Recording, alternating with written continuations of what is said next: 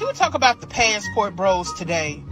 When you see dudes saying they got their passport and they about to go overseas to find their wife, and you see they have the initials SYSBM in their bio, which is short for Save Yourself Black Man, those dudes are tricks. These dudes have a firm understanding that they're so socially awkward and so socially inept that they need to pay to have access to coochie. Thing is, they're so broke that they can't afford the cost of women, sex workers here in the United States. So these dudes with warehouse jobs, these are the type of Negroes that work on the line up there in Detroit in the car plants. They take their little 35, 40K overseas because it stretches longer.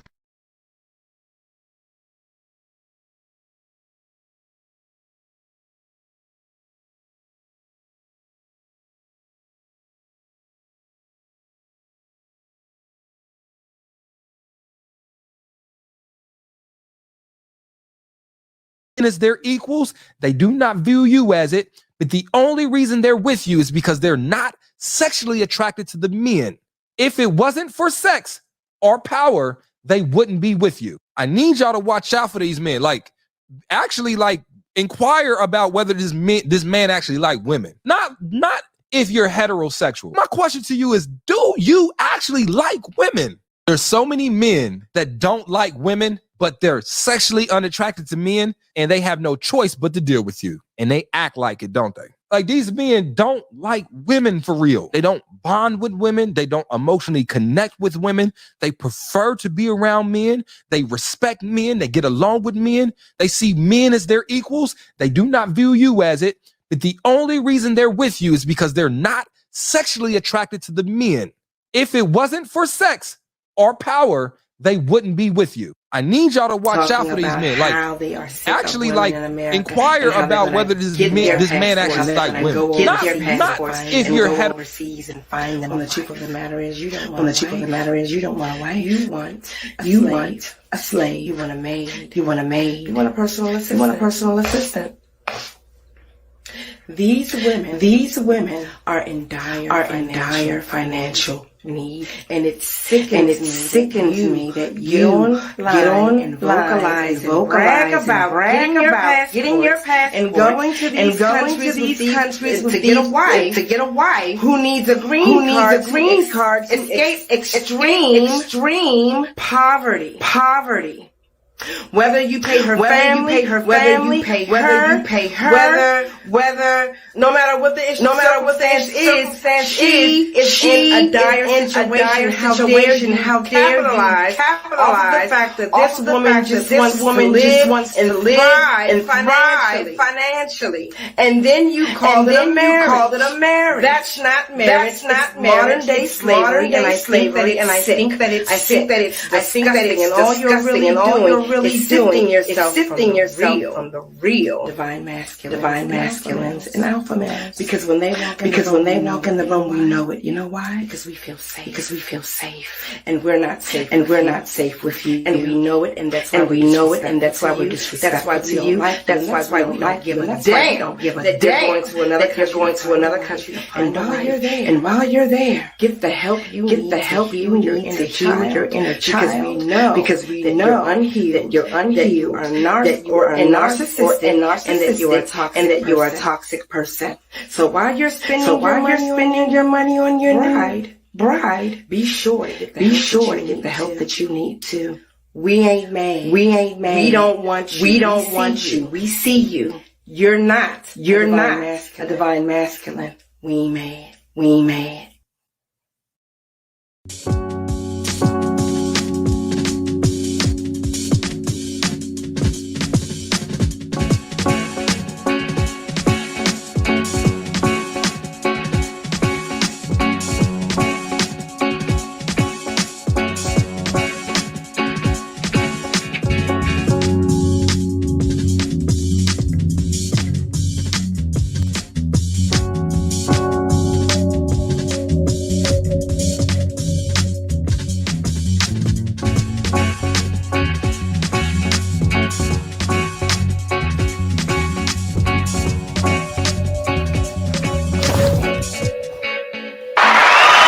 Welcome to the broadcast. Welcome, everybody. I hope you guys appreciate what we're doing here. I hope you appreciate it. I apologize for the audio earlier. I was trying to get this up out of the way early so that we could, those videos specifically, get them out of the way early so that we can proceed forward with the broadcast unimpeded. First thing I'd like to do is just welcome everybody. All my Wrench Mob guys, thank you guys so much. Let's go ahead and get the likes up. Let everybody know we are here. That's the most important thing. Go ahead and get those likes up. Hit the number 1 button. And go ahead and hit the KS button too. Let's hit the KS button. Shout out to the memory of Kevin Samuels. I got Fair Use up there. You see it. Welcome. My name is Dennis Sperling. They call me Uncle D.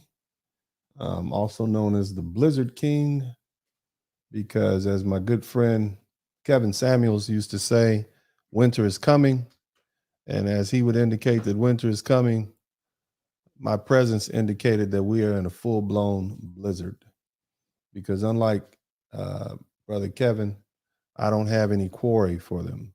You know, that's kind of my thing. I'm just going to speak the raw truth. I typically only talk to men. Largely because women don't listen, and I don't find that my efforts are rewarded when I speak to women. In other words, I don't see any significant change. So either way, hit the number 1 button, and we're going to go ahead and get this thing started. Now, as you see the title, and the title's a little bit misleading. Why do I say that? Because what you see there is Arnold Schwarzenegger and his son, Joseph Baena. And for you guys who aren't familiar, Joseph was the illegitimate son of Arnold Schwarzenegger, one of the greatest bodybuilders, Mr. Olympians, who ever listed, and his maid, who is a woman from Central America. And so this young man, unlike the other children that Arnold Schwarzenegger has, look at him. Look at his physique. I mean, the young man is almost the spitting image of his father. And if you compare him to some of Arnold Schwarzenegger's other children, interestingly enough, they hadn't taken up the family practice of lifting weights and physical fitness. What I saw Joseph do is, despite the circumstances in which he came into this world, he grabbed his legacy, he grabbed his inheritance, his manhood, he grabbed it by the horns and he pushed through. That's what I saw this young man do. And I myself am very proud of him.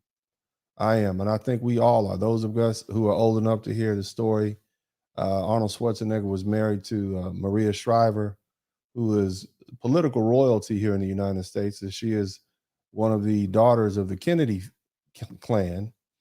And she married Arnold Schwarzenegger. He transitioned from being a blockbuster movie star to being the governor of California. And my goodness, it's just amazing, especially him being an Australian immigrant coming to the United States with nothing. It's an amazing story, and we all used to look up to Arnold Schwarzenegger. We used to watch the movies like Conan the Barbarian, Terminator, and just his presence on the screen was just bigger than life. And even myself and many of my friends as young men, when we would lift weights, we would look at the magazines with Arnold Schwarzenegger and those Olympic magazines, some of the greats, and playing football, and we would try to do their workouts and those sort of things. So Arnold Schwarzenegger, with his cigars and his women, he's always been unapologetically masculine. And I think all men can appreciate that. Black, white, Hispanic, Asian, Arab, everybody in between. We can all appreciate that. I said Austria, not Australia. I said Austria, as in Austria, next to Germany. Okay, I know what I'm talking about. Okay, we here to pump you up. Okay, I get it. Thank you so much, man. I appreciate that. Speaking of which, shout out to Australia, man. Big shout out to all my people. And so either way, this is where we're going tonight. We're going to talk about a lot of different things and a lot of different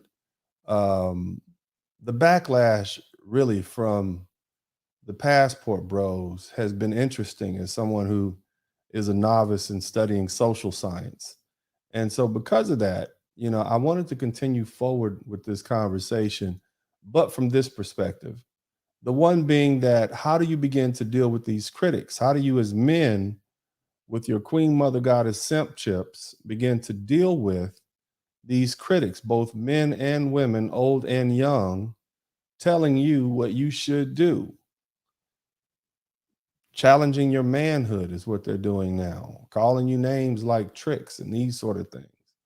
So we're going to take this opportunity. But the first thing I want to do is give a shout out to all my guys in the Wrench Mob, T-Real Swimming, Chukwegwe. What's up, my brother? Who else we got up in here? Brasileiro Ross Shelton. Brasileiro Ross Shelton. That's what's up. Antonio Schuler. I think these are my members. Who else we got in here? Yoga, one of my Wrench Mob guys, Project 8020. Michael Jemison. Thank you so much for your membership. Hit the #1 button. Show your appreciation. Make sure y'all go ahead and let's do a little preliminary check-in. What we're going to do right quick is we're going to take a quick break, and we're going to come right back, and we're going to get straight into this monologue. You guys hang in there. Be right back. Sherazad Ali, okay? You say in your book, okay, let's and get I'm quoting you, Come on. okay? The black man in America is the only male on earth, including every continent, who is disrespected by the women in his nation. That's true. This situation does not exist anyplace else among the billions of people inhabiting our planet except here in America. That's right. The other black men, the yellow men, the red men, the brown men, and the white men are all honored and respected by their respective nations. All other women recognize and accept that the man is the authority, the ruler, and the leader. Only here in the United States, in the black nation, scattered throughout the United States, is the black man neglected. That's pretty powerful. And it's absolutely true. We have been displaced. A lot of us don't really understand what slavery actually did to us and how much psychological trauma it did to us regarding what our proper roles are. Hey, if you're enjoying the content here at Dennis Sperling Unfiltered, make sure you support it by sharing, and subscribing to the channel. And also, hit that little notification bell in the corner so that you'll get notice of each and every one of our live feeds. All right, so welcome back to the broadcast. What you saw was Sister Sherazad Ali back in the 1990s. Many of you heard what she said, but that went over your head. What I suggest you do is listen to my broadcast last night, and you will truly begin to understand when she says many of us don't know what truly happened to us during slavery. We don't understand the psychological effect that it had on us. It's the reason why I've come to the conclusion that the war is over. And then, in fact, it was over before we started, okay, as far as a group of men.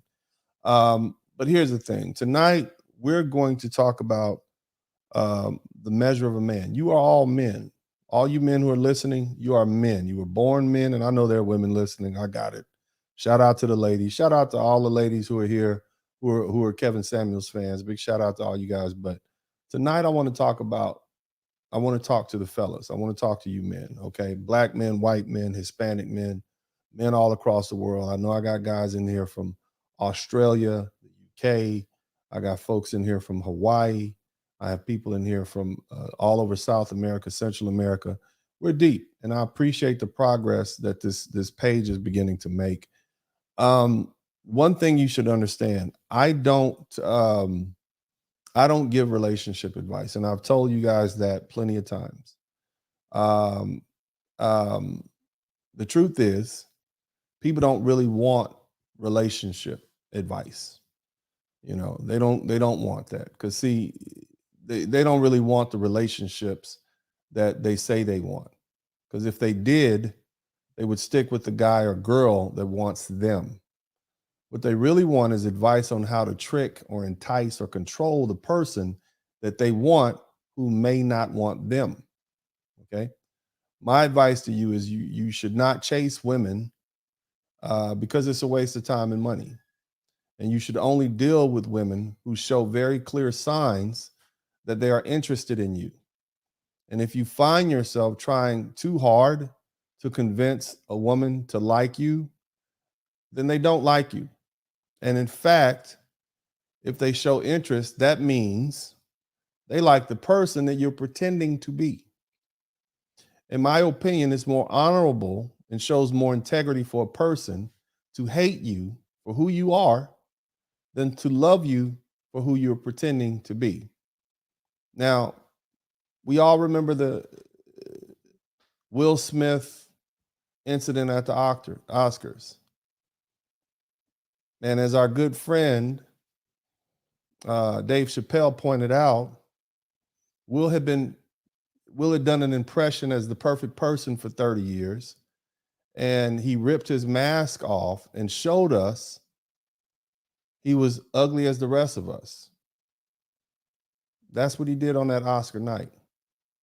Now, Dave went on to say, whatever the consequences are, I hope he doesn't put his mask back on again and lets his real face breathe. So what Dave Chappelle meant when he said that Will Smith's mask came off when he slapped Chris Rock at the Oscars earlier, basically he revealed his ugly self beneath him, right? In other words, he had been pretending to be this Hollywood star who was wholesome and safe that everybody could love.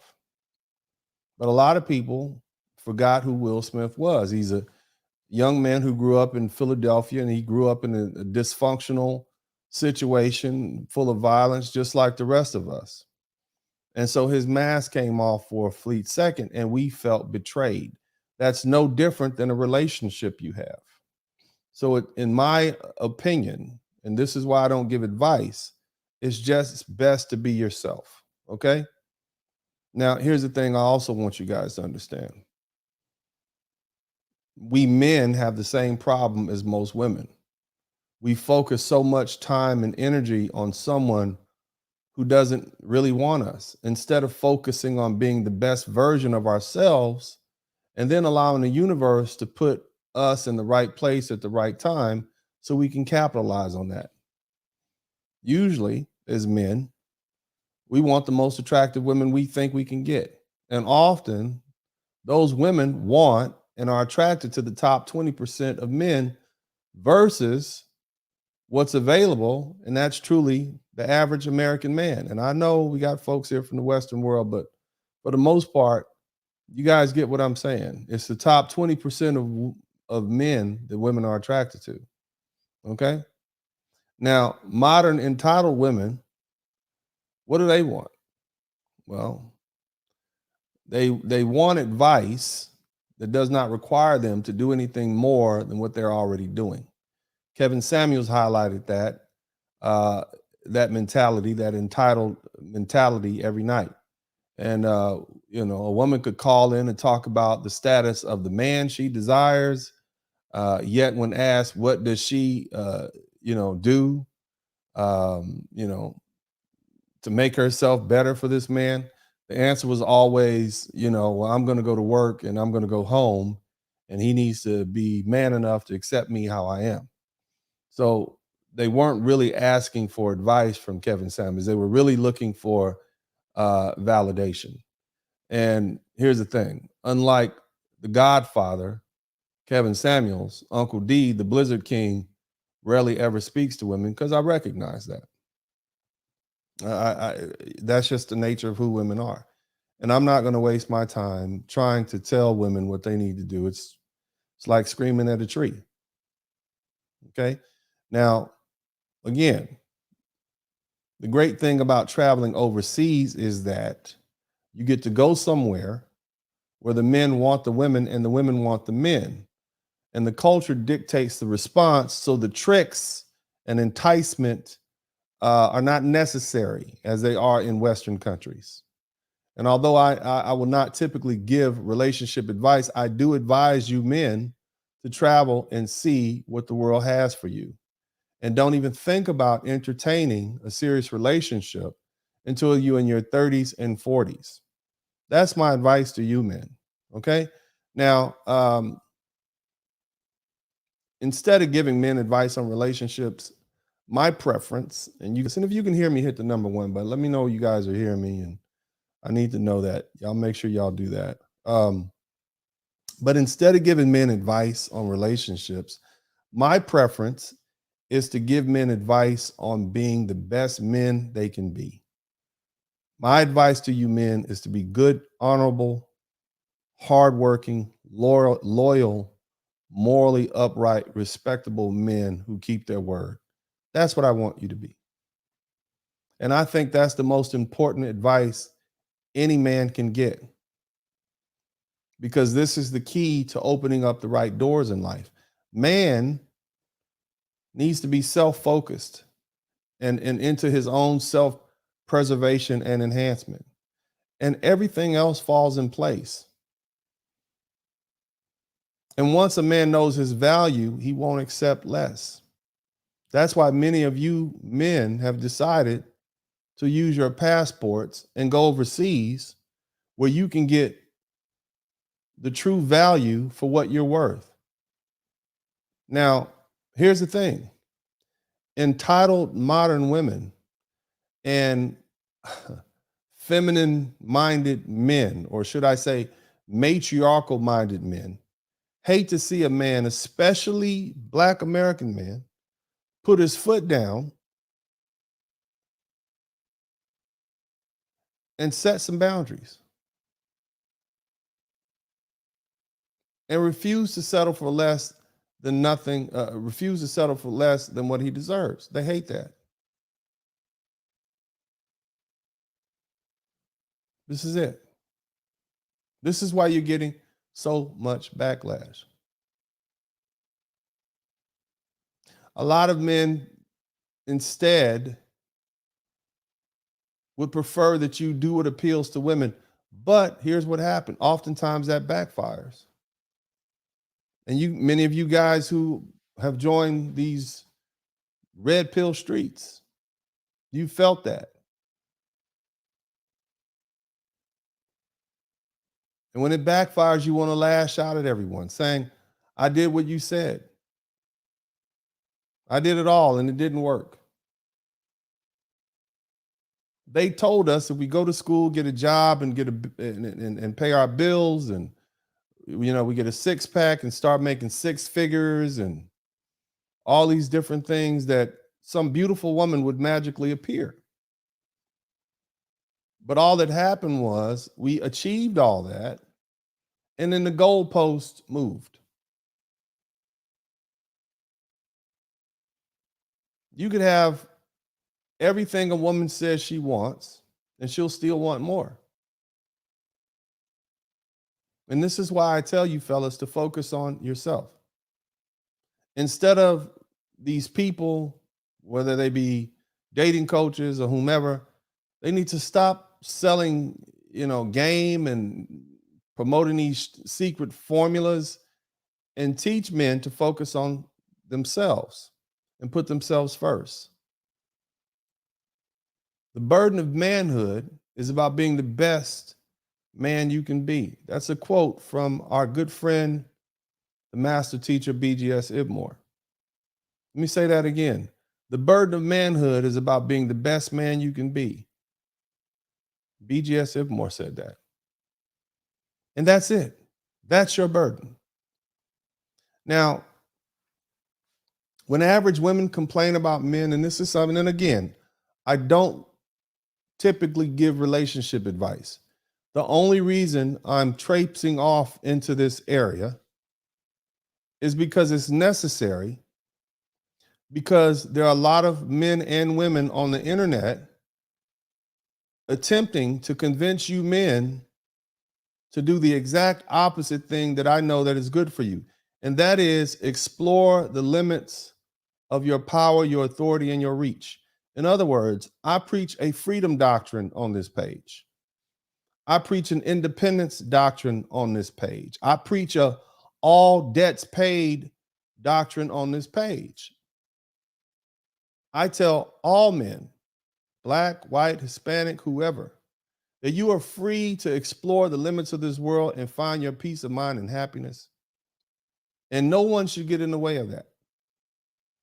But now that you men have begun to exercise your right to explore this world, which you've earned through your hard work, your endeavors,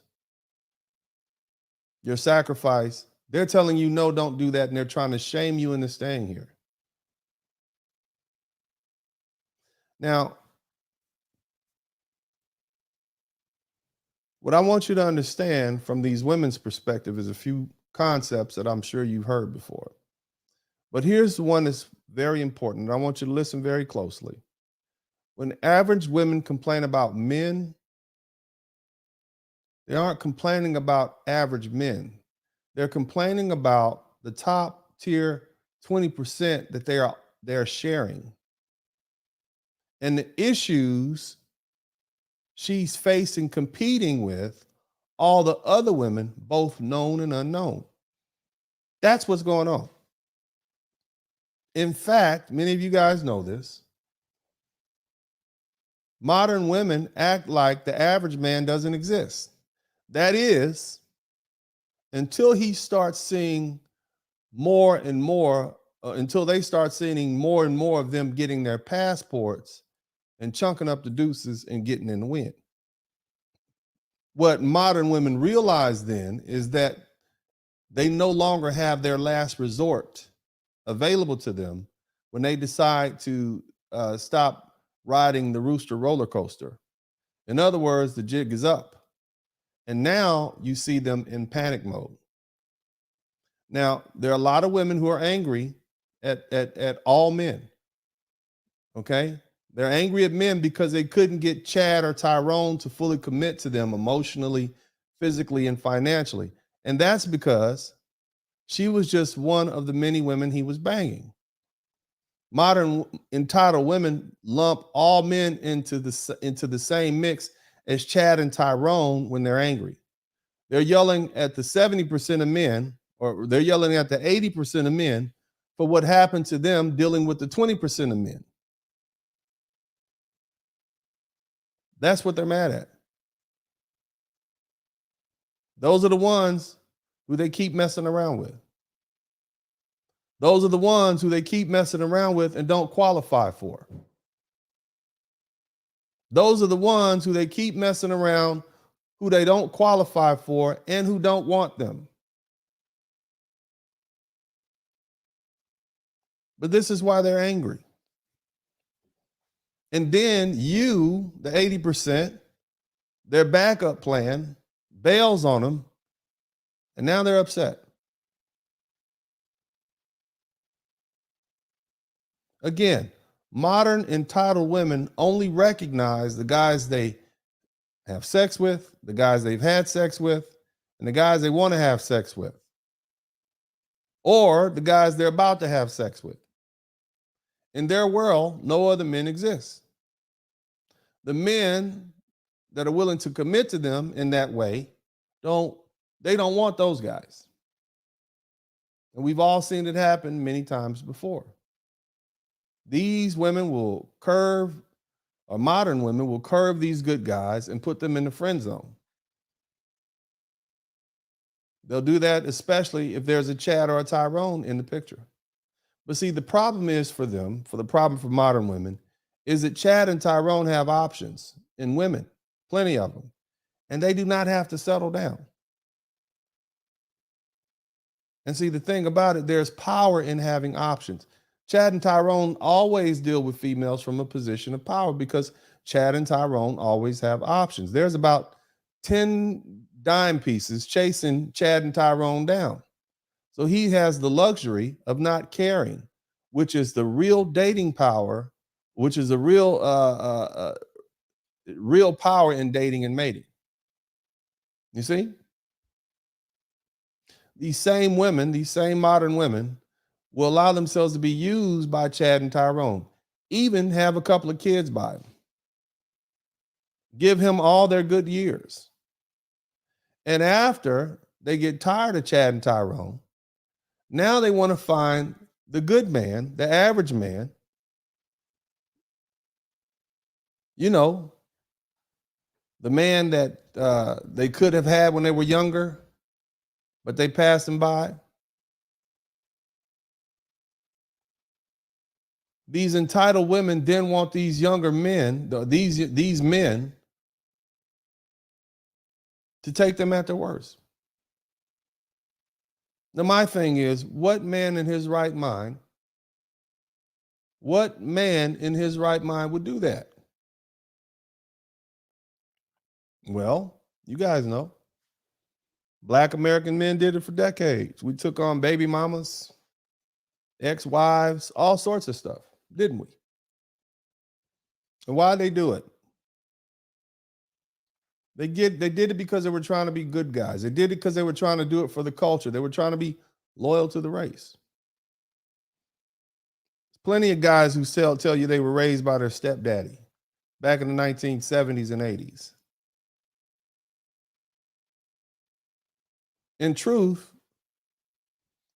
there's no prestige, there's no reward in being a stepdad. But these women don't care. They literally want all men to pay for their poor choices. And they think, because of their entitlement, that men should. So by you men exercising your right to use passports and go away, they feel as though you're cheating them out of something. She made the bad choices. And now she wants you men to cancel those passports and make sure you're going to be there to bail her out. And these same type of women, these same type of modern women come with baggage and a whole lot of game. See, that anger truly sets in when these so-called beta males, and I want to deal with that term too, aren't sitting and waiting to be the backup plan as they expected. Now, for many of you, those of you who saw these comments, I mean, the anger is joy to witness. It's almost like watching liberal tears, isn't it? My suggestion is just leave them and let them stew in it. They get no sympathy, or they shouldn't. There's plenty of men that would have done right by them, but they chose to be one of many for another man, i.e. a Chad or Tyrone. That's her bad. Period. Now, the thing I want you to understand, and there's a caveat to this, fellas. You men, those of you guys who are in relationships, you have to understand that if you're an average man in her mind, she's settled for you. And if you're going to deal with a relationship like that, you're going to have to be okay with that, because it may begin to eat you up inside, whatever the outcome. Now, a good way to make sure you escape from those situations and make sure you're not running across a chameleon is that make her invest in you. Okay? Tangible investment into the relationship, and not just emotional or physical, but make her invest, especially financially, whatever that is. See, most entitled women who think they've settled for you aren't going to invest financially in a man that she feels she settled for. So you make her run that gauntlet. You make her compromise her integrity in her mind because it's necessary. Because She basically has played you, and you don't want that to happen. Now we're going to take a quick break, and we are going to come right back. Hey, y'all. Baby, I'm going to need you to get in here for a minute. Now, I was just sitting here thinking, and I was having what I call a black and white thought moment. And please believe, baby, it's just my opinion. Some things are a fact, but it's just my opinion. So I moved here to Oklahoma about 2.5 years ago, simply to take care of my mother. Now, one thing I observed about Oklahoma City here was that the black men here, the majority of the black men I saw, all had white women. That's right, I said it. They all had, and have white women. I mean, baby, from ages 60-something to middle age to very young, they all had white women on their arm. I mean, baby, it seems like it was some kind of epidemic. And I always walked around going, what the hell is going on? I mean, baby, a sister ain't got a chance in Oklahoma, let me tell you. So I started a few black men that I knew that did have black women, and I would talk to them all the time. And the first question I would always ask is, what the hell is going on in Oklahoma that the black men here all got white women on their arms, married, all kinds of mixed kids? Now, this is not a racial statement, baby. I am just telling you the fact, what I see, what I observe. So I asked him, this one man, and I asked a couple of men, and all got basically the same answer. So he said, there's two reasons why you see this, a lot of this here. Number one, the young black men here don't want to work, you understand? And the white girls here will definitely take care of them. The next thing he said, but then when you get the black men here that have something, then to have a white woman on his arms becomes status quo, baby. Understand that. It's status to have one on your arm and not your queen, you understand? Now, first of all, you young black men, just because a black woman don't want to take care of your black ass, because otherwise you be living at your mama house, baby, I'm going to need you to get a job. Then go and look at your queen and go and take care of her, be partners with her, work with her. Because the things that are going on in this world, baby, she needs you. And secondly, status quo, baby, ain't nothing like a queen, you understand? We're nothing like a queen. Black women are going all the way to the White House, to the Supreme Court, baby. Understand that. We are queens. And lastly, let me tell you, we need you. We need you. Our black women need you. All right, welcome back to the broadcast. So I played that video for a reason. And what we want to talk about is this. You know, you men need to know your masculinity and your manhood for yourself. You need to know your men for yourself. And what modern men need to stop doing is measuring our manhood based on what women like or don't like. And once we as a collective of men stop doing that, things will be a lot better. Okay. Many of you have played sports, and I want you to hear me because this is going to hurt some feelings. Many of you guys have played sports before. You played basketball, football, track. You know, at no time did you enter on the court or the field and be concerned with what the weakest person, the least gifted, least hardworking player has to say about your game. That's not what you've never been concerned about that, right? You're out there on the basketball court and you got Michael Jordan over there, and you worried about what Willie Lump is talking about, who doesn't even get off the bench. You're more concerned with what Michael says, right? You're more concerned with what a Scottie, Pippen, or a Kobe has to say. If we're talking about a football, you're more concerned about what a Lawrence Taylor has to say about your game, or Emmitt Smith.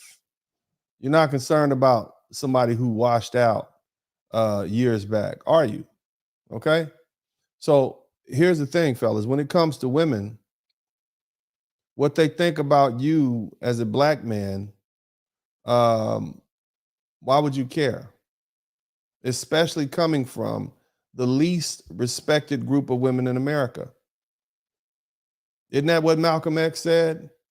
Black American women are the least protected and respected group of people in America, women in America, and yet you're concerned about what they think about you. And I know I'm having a blackity black moment, and I know this is harsh to say this, but of all people, why would you care what the women who are last chosen, who are least desired, at least according to Cupid or whatever that is, that dating site? Why would you care what they think about you or what they have to say about you as a man?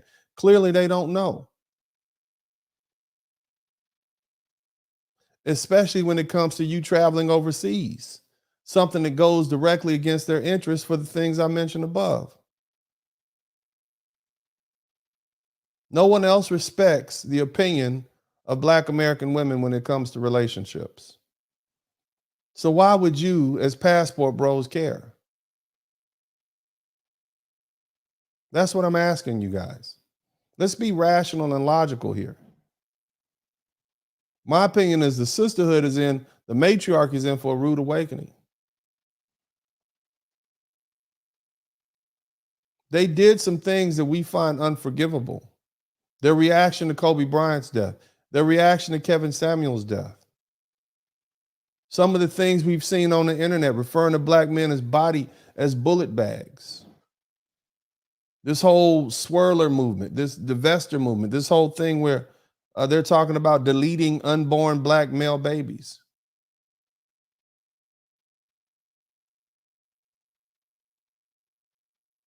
Why would you care what they say when they're willing to say such harmful things? They want to be able to exhibit some control over us, and they do so by constantly reaffirming that you should listen to them. Think about this whole thing where we talked about incels. That's a matter of perception. Non-select, high-value man, low-value man. That's a matter of perception. Everybody is a Chad to every man is a Chad to someone. Every man is a Chad, a Tyrone somewhere. And every man is undesirable to someone, regardless of his looks and socioeconomic status. There are white boys right now who are angry because they got money, they think they're handsome, and then the black dudes are getting all the chicks at their local college.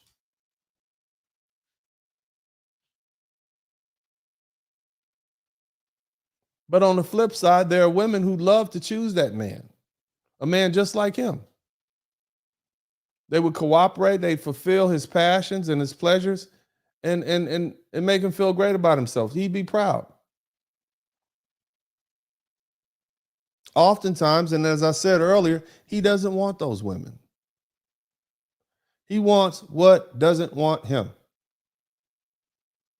Now, that doesn't make him an incel, and it doesn't make him non-select. See, we would all fare better if we would just want the women that wanted us. Women too. You would do better if you would want the men that would want you. But again, a lot of this comes down to entitlement. And this is on everyone's side. The belief that you deserve this just because you're you. It makes us the same as women chasing men with money and status and power and good looks that they likely are not going to get. The great thing about being a man, fellas, is the ability to travel.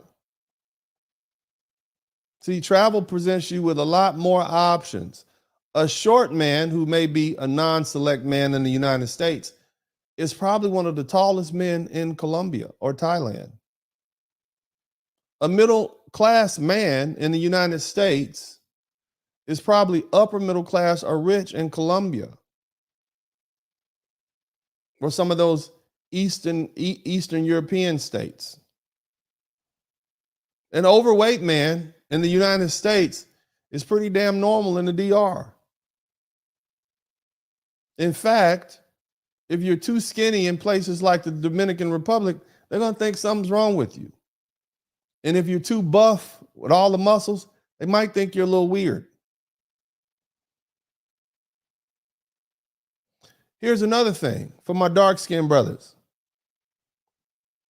In the United States, amongst black folks, we got this dark skin, light skin thing. It varies back and forth. Hell, some years dark skin, some years light skin, but for the most part, there's this color barrier.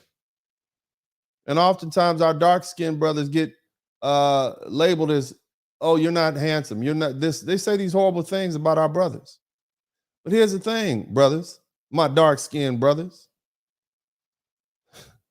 In Ghana and Nigeria, hell, you fit right in. You're damn near light skinned over there.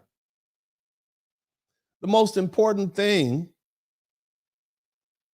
about all these different places that your passport will take you is that the women are beautiful and cooperative. Their culture requires them to be so. So I'm going to start rejecting those titles. Beta male, alpha male, non-select, select. And we use them for convenience, but they're abused.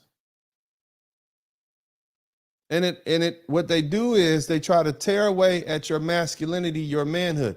You are a man by birth.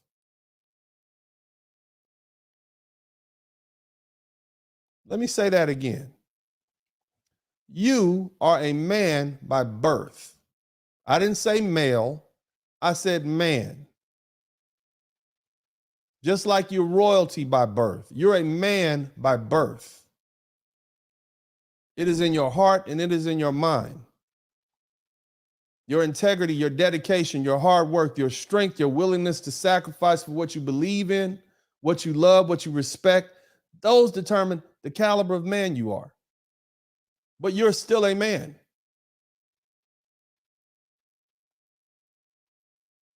There's a reason why mentorship for men is strongly encouraged amongst successful men, especially because manhood isn't something that any boy will just subtly come upon.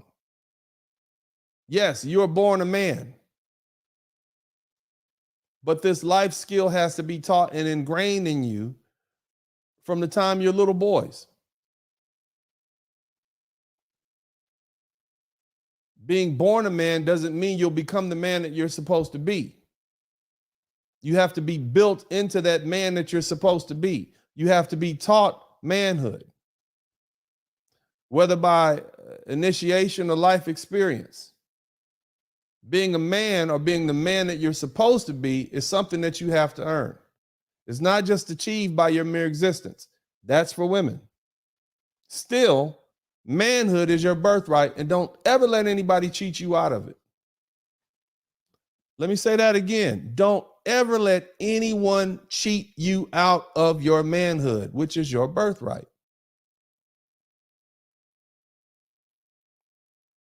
See, women, we love them for who they are.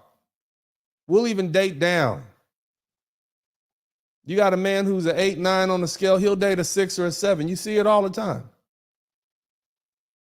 Look at some of these athletes and entertainers or whatever.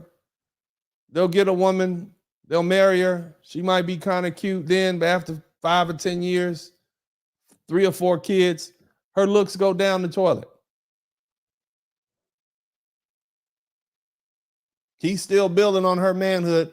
Her sexual marketplace value is dropping. So we'll stay with women who have poor looks and even poor socioeconomic status, especially if she's feminine, cooperative, and submissive, and she brings peace to the household. On the other hand, women won't typically date down to find a mate.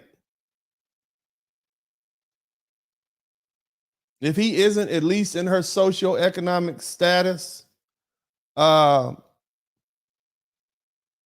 she might not even respect him. Now, there are situations where women will date a couch potato or a pookie, but that has a lot to do with the fact that they want to be able to maintain control over that man. The typical women, the intelligent women, they love us for what we become. They love us for what we do for them.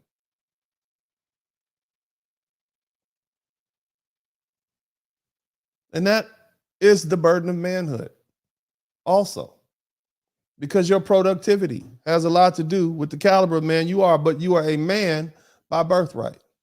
Unfortunately, this is not something that women can replicate. This is why the reason we as men have choice words for these single mothers, especially those who alienate their sons from their fathers. They simply don't know the effort and the language of manhood, and they're unable to teach that.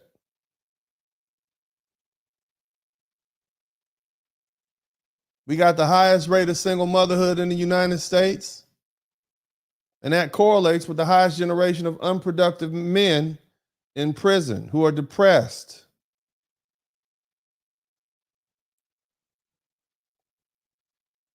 But again, your manhood is innate to you. Your manhood is your birthright.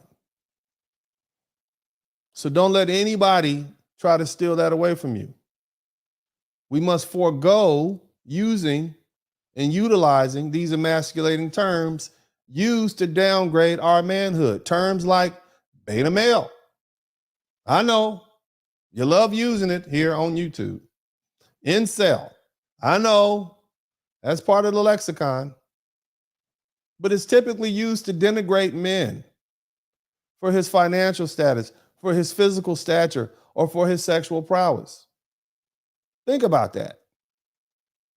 You're assuming that a person who is short is weaker or inferior. And to me, that's just stupid. Because you have great men of history like Alexander the Great, who was only 5 feet tall. You have men from history that you know you don't want no parts of, like Pablo Escobar. Illegal as it was, the man built $1 billion industry in South America where there was none. He was only 5'6". Iron Mike Tyson is only 5'10". Conor McGregor, Floyd Mayweather, both 5'8". These men are strong men. These men are gifted men. These men are brilliant men. But if we were just simply to grade them by their stature, you would refer to them as beta males, or women would. Now, thank God, Pablo and Alexander are dead, and Mike Tyson is on chill. Conor and Mayweather are not fighting anymore, so you're safe.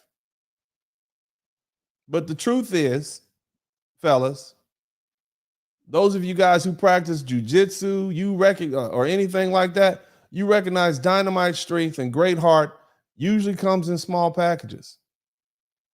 And so you should never, ever size up somebody by height and weight. And history shows over and over again that short people, men of smaller stature, can shock taller people due to their ability, their endurance, their strength, their tenacity, especially if you assume that they're weaker than you. So you should never judge. We as men know you never judge a man or underestimate a man by his size, weight, or height alone. Think about it. The mosquito is one of the smallest creatures in the world. You would think it's not deadly. And anybody who doesn't think a mosquito can get at you has not been camping and had a mosquito in their tent. But see, here's the thing. You men know that, don't you? Shout out to all my short guys.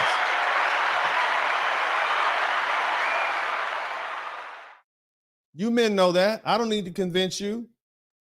It's the women who equate height and strength with protection and success. The problem is we allow these women to judge our masculinity. See, height is only a factor for us men when we let women determine our value as men. which is, in my opinion, a no-go. And that is why we're having this conversation right now. A female, a woman, can never determine the true value of a man. Not even your mother.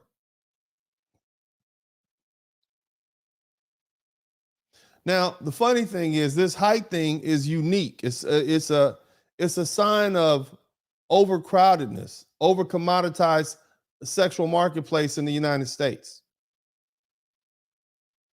See, there's so much surplus of great guys available here in the United States for these American-based women. They got to think up new criteria to disqualify more men. And in doing so, they're disqualifying a large swath of men from the reproductive pool. It's like a form of social and unspoken eugenics. Now, by contrast, fellas, and again, what do we do when we have a surplus of something someplace and we got a deficit of something in another place? What do we do? Where are my businessmen at? Huh? You got a surplus of great guys here in the United States, and you got a deficit of great guys in other places. You export, don't you?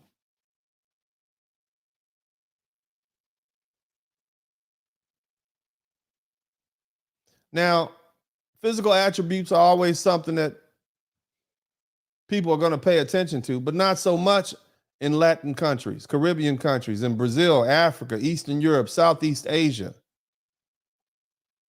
Women with traditional values would not necessarily be that concerned with a man's height. So in other words, gentlemen, get your passports and go to places where you celebrate it, not tolerate it. That term, incel, beta male, where did this come from? This came from dating coaches and pickup artists. They used it to shame men back into the horrible United States dating market. Oh, you're an incel. You're a beta male. Let me give me $3,000 and I'll show you how to not be. By throwing you back into this pool and forcing you to compete with that 20% of men that you know the women want, all they're doing is stealing your money and driving up competition for these entitled women, thereby creating a scarcity of women and thus creating more demand. That's marketing.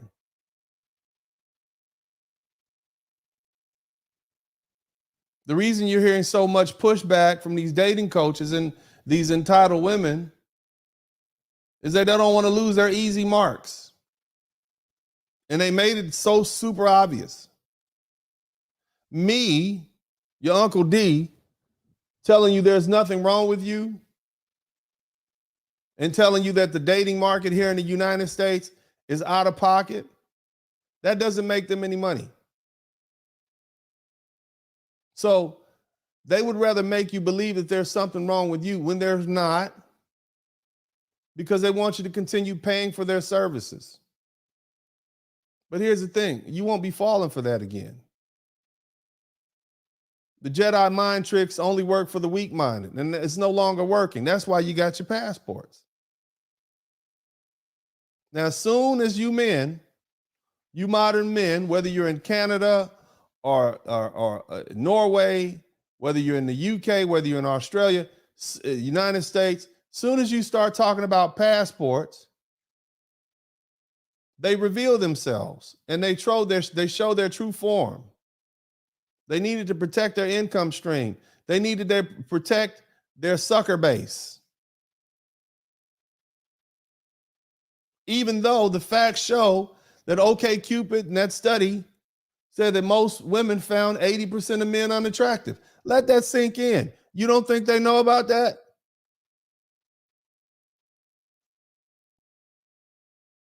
And let me tell you what's so cold about it.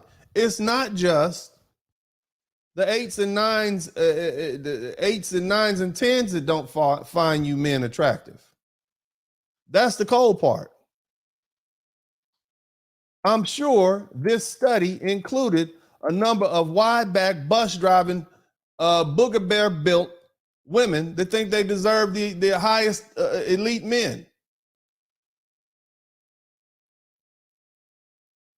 At this point, these entitled Western women deserve to be in relationships with manny, fresh-looking trans men rocking a little bootsy fade. That's what they deserve.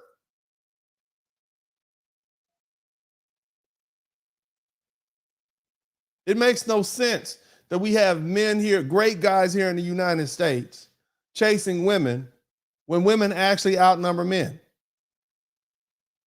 If anything, these women should be pursuing men. But again, as I said before, you got 80% of women, or most of the women, the vast majority pursuing 20% of men. Everything is backwards. You guys need to get your passports. This is where we are. We're going to take a quick break. We'll be right back. So men are saying they're getting their passport because there aren't enough fit, feminine, and friendly women to choose from. And instead of looking in the mirror and asking ourselves if we would make great wives to these men, we would much rather shame them and guilt them into staying with our mediocre asses. Ma'am, if you're not fit, feminine, or friendly, then you're not what these men want. Shut your ass and go to the gym. Like, do we see how toxic we are? A lot of the black men deal with a lot of Latin women because they do more of the traditional things, where it's they take care of their household, they cook, they clean, they take care of the kids.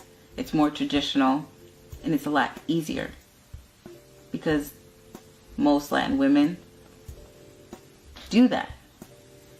They're raised to do that.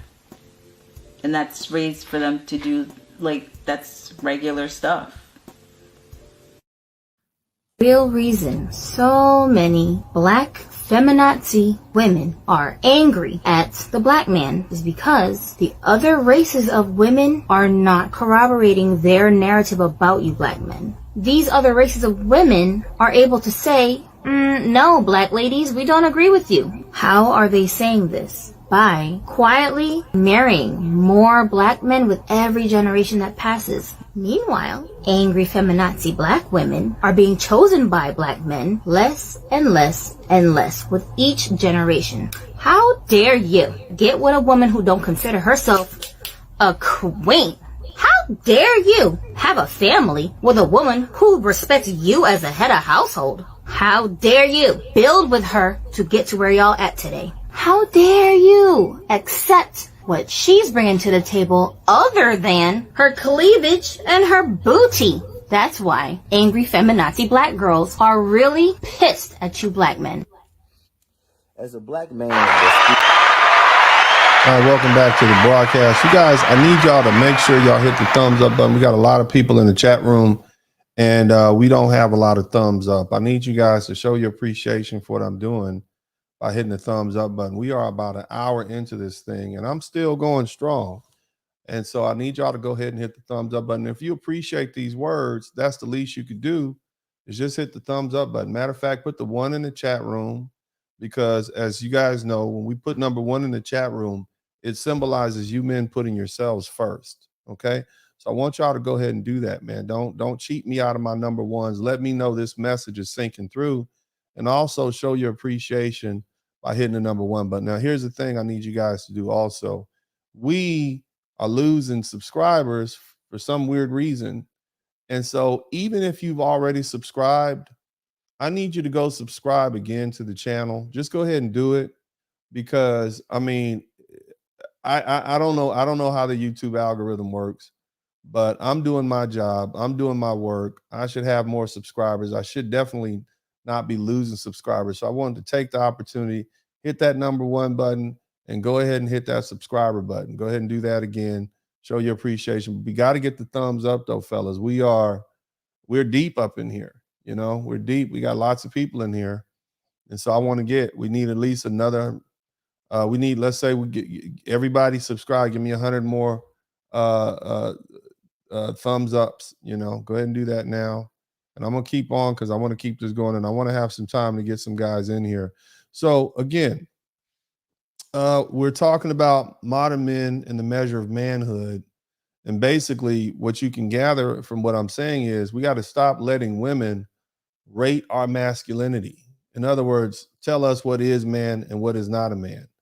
As again, I said, you're a man from the moment you were born with a penis and you jump out of your mom's and you come out of your mom's womb. You're a man, period. And what kind of man you're going to be, that's depending on how much work you put in. But you're a man already. So that's where it starts. All right. I have a problem with terms like beta male. Okay. Or maybe I have a problem with how it's defined. But here's my thing. If you're a hardworking man, it doesn't matter if you're blue collar. It doesn't matter if you're a truck driver. It doesn't matter if you are an engineer. It doesn't matter if you're an electrician. You're a hardworking man. Hey, salute to you. You're no goddamn beta male. I don't care how much money you earn either. You're not a beta male based on your finances. Period. And we got to stop that. Okay? You're a man. And if you've earned the respect of other men, you're a respected man. Yeah, you're a construction worker. Okay, well, he's a white collar. He's a CEO. Both of y'all are still men. Are you hardworking? Do other men respect you? Is integrity in place? Are you a moral man? You're a man. Period. Now, I will say this. There are some men who can be hardworking, moral, upright men, everything that I've described in this broadcast, and be fully submissive, when they can be fully submissive to women. Even the greatest so-called alpha male is a beta, around other alpha males sometimes in certain situations.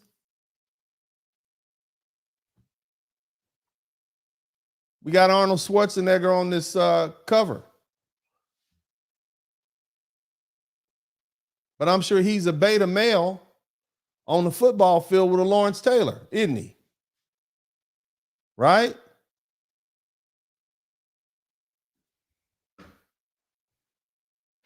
But the most important thing is this term should not be used to insult men or denigrate men. Just because you're a follower doesn't mean you're a beta male. Some of our greatest leaders started off as great followers.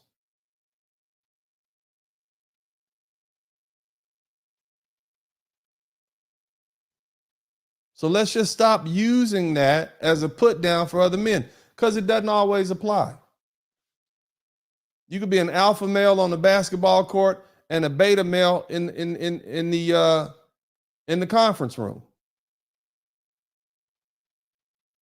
You can be an alpha male in the gym, but a beta male inside of a Olympic-sized swimming pool.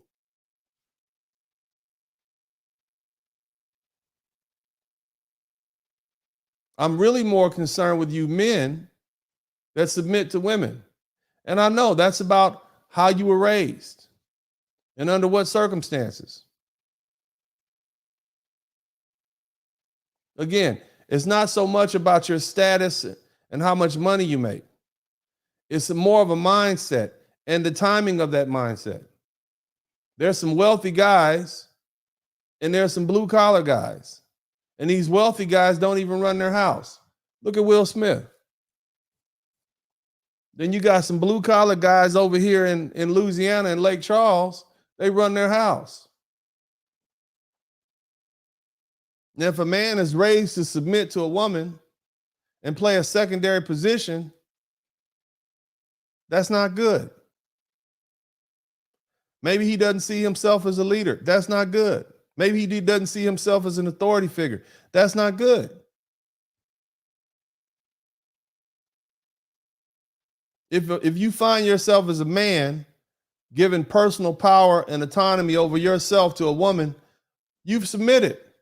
You've submitted to that female authority, and that's a problem.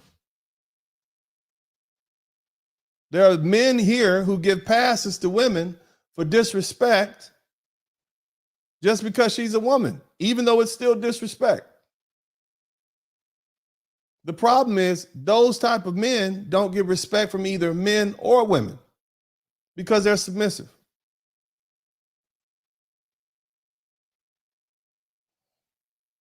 Now, I want to show you guys something. And I don't want any disrespect. We're using this as a teaching tool. And I want y'all to hear me out. So earlier today, I posted a photograph of myself several years back hanging out on a yacht with some beautiful women. Any of y'all see that? Down in the Dominican Republic. You guys see this photo? I'm going to put it up.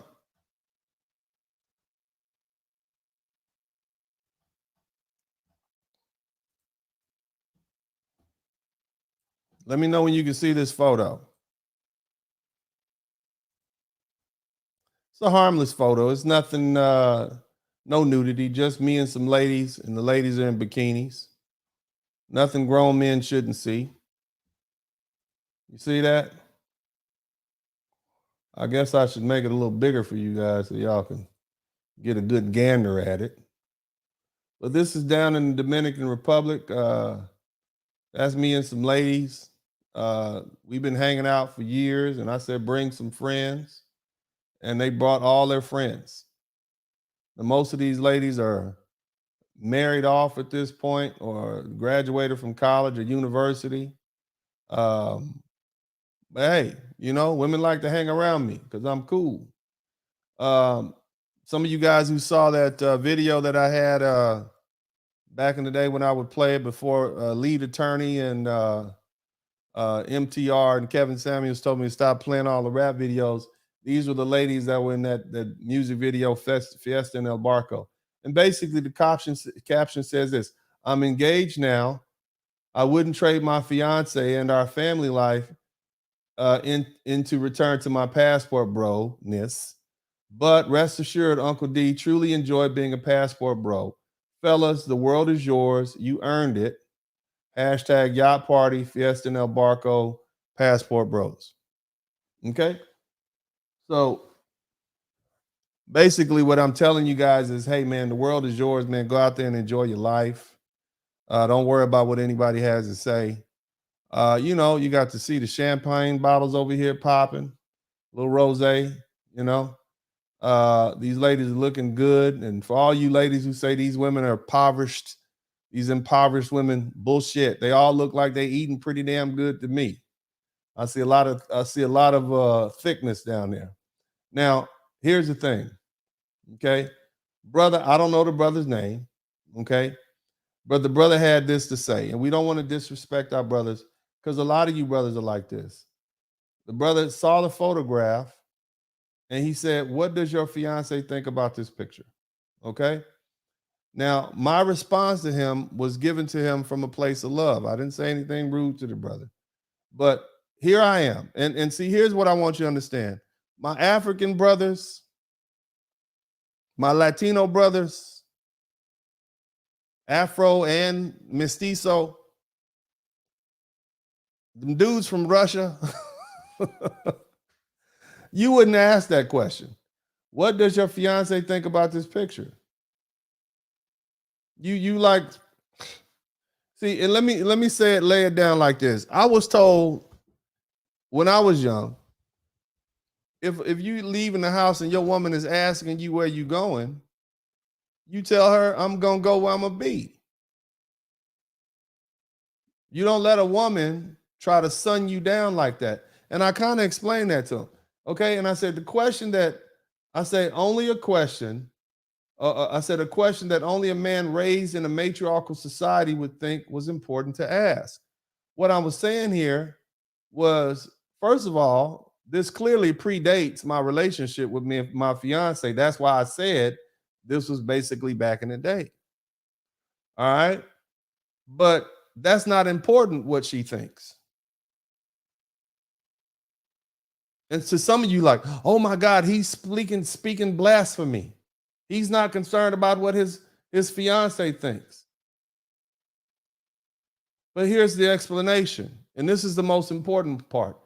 And I talk to this brother as a brother. Brother, men don't explain themselves to women. That would put me in the place of a child.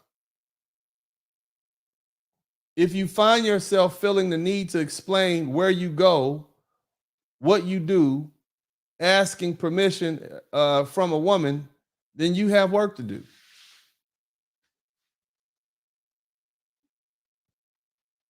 The brother really meant that question. Okay? He really meant that. And so the brother then came back and, he was offended. God bless him. And we don't want to disrespect our brothers. This is a learning opportunity.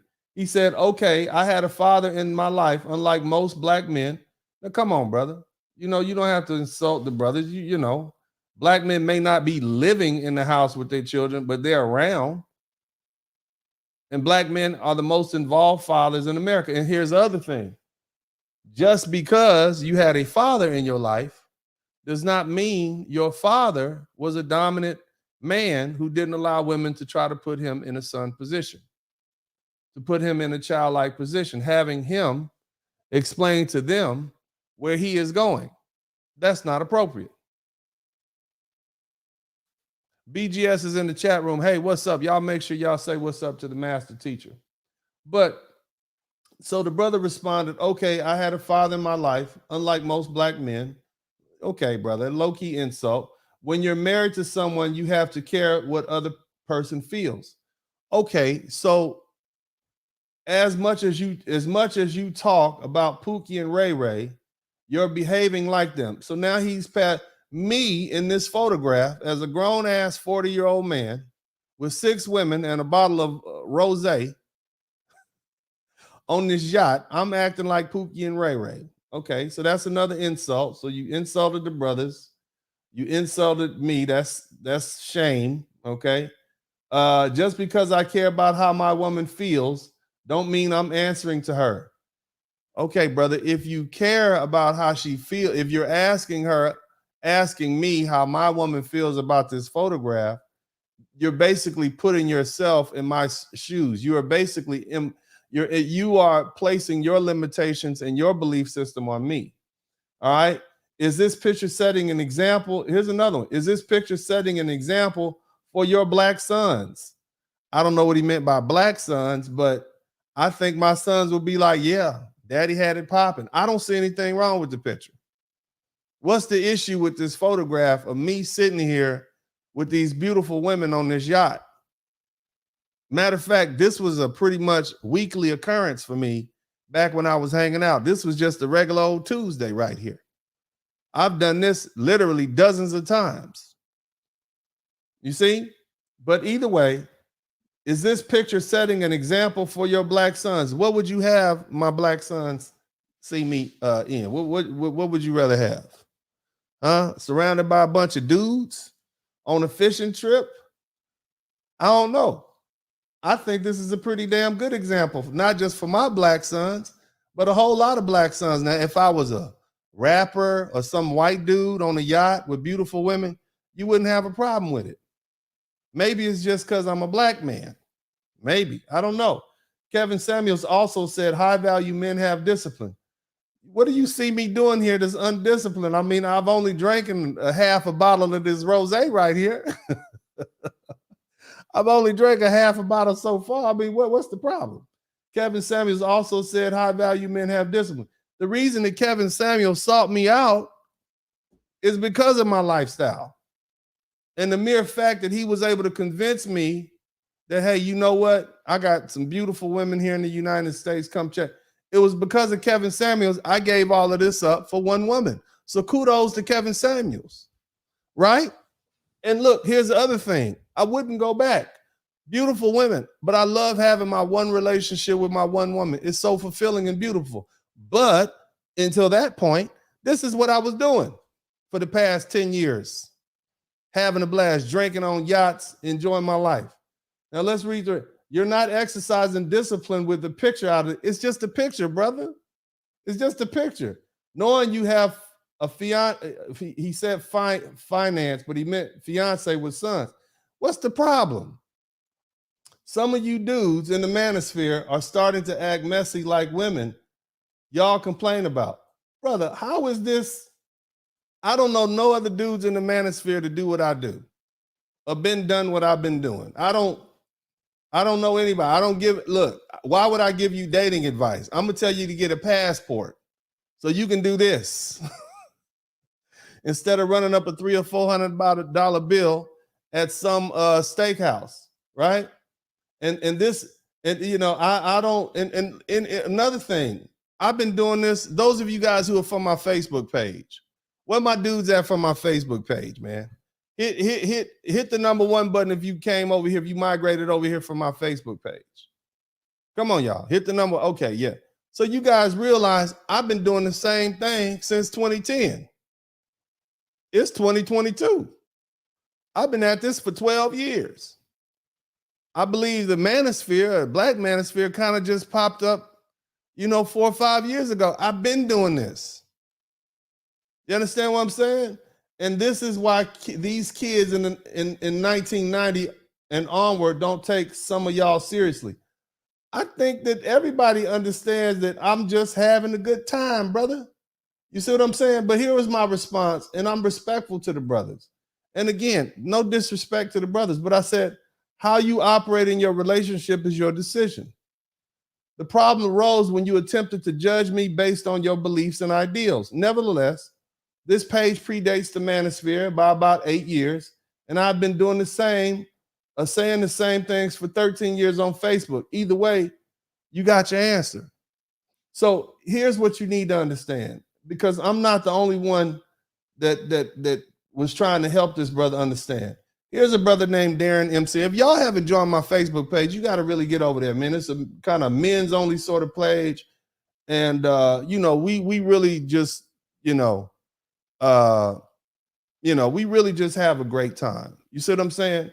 It says, sir, you need to spend time with men from Guyana and South America and the men from Jamaica. My lady knows I'm not automatically monogamous, but I'm choosing to be obligatory and monogamous. Okay? Here's my thing. I tell you men, don't cheat. I don't want you to cheat. I want you to be faithful and loyal to your woman if you're going to have a woman. Otherwise, don't have one. Have many. You understand? But what I don't want you men to do is begin to try to tell me what I'm doing is less than being a man. Don't try to judge me. This is the thing. What I think you're doing in asking a woman for permission or telling your woman, some of you dudes, you got to check in. Some of you dudes, you go out, you got to check in with your wife. She needs to know where you at. And I don't think that you should do that. I don't think that's manly. I think you make yourself subservient to women when you do that. And that doesn't set a good precedent for you. And they're not doing that in Russia. They're not doing that in some of these other countries. It's Latino dudes with whole families on the side, and they're not checking in. See, there's a reason that they don't have Band-Aids for feelings. How my fiance feels about certain things, that's not my problem. She's entitled to her feelings. Sometimes I don't feel like providing. Sometimes things are expensive. Do you think she cares about my feelings? We just had a whole conversation yesterday about feelings. And men, women don't want to hear it. So what does it make you think I want to hear it? You carry yourself in the way you choose to, brothers. But what you don't do is begin to try to place your beliefs on someone like myself. But the crazy thing is, I used to be just like this brother. I used to be more concerned about that. And mind you, this is a picture from years ago, specifically before the beer virus. But I don't check in, brother. I don't check in with my woman. And you shouldn't either. And if you find yourself being overly concerned about your woman's feelings, you probably making a mistake. That's why I said the brother had more work to do. But either way, we're going to take a quick break. Well, no, we're not. What we're going to do is I want you guys to also understand the following. There are men out there, and I want you to hear this video. So we will take a little quick break, but I want y'all to hear this video.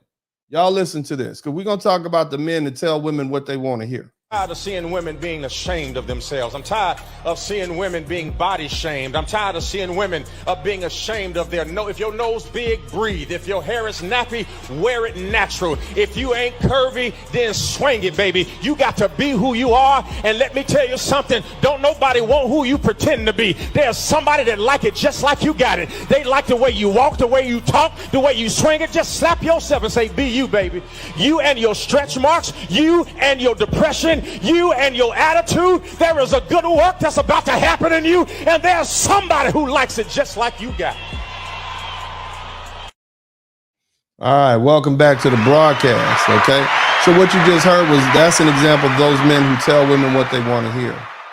And a lot of these women who are over 200 pounds because of a man or somebody telling them, girl, you just, or a woman even tell them, girl, you just fine. You fine how you are. And it's a lie. Okay. Y'all know it's a lie. You understand? That's just ridiculous. And that's one of the problems that we're dealing with. Men are willing to lie to women, and you have a whole lot of people doing that. Now, the other thing I want to get on is I want to talk about this passport penis control. If I don't hit nothing else, the passport penis patrol, we'll just call them the penis patrol for short, or the passport police. But I like the penis patrol because that's basically what they're doing. They're inspecting your goddamn penis for what you do.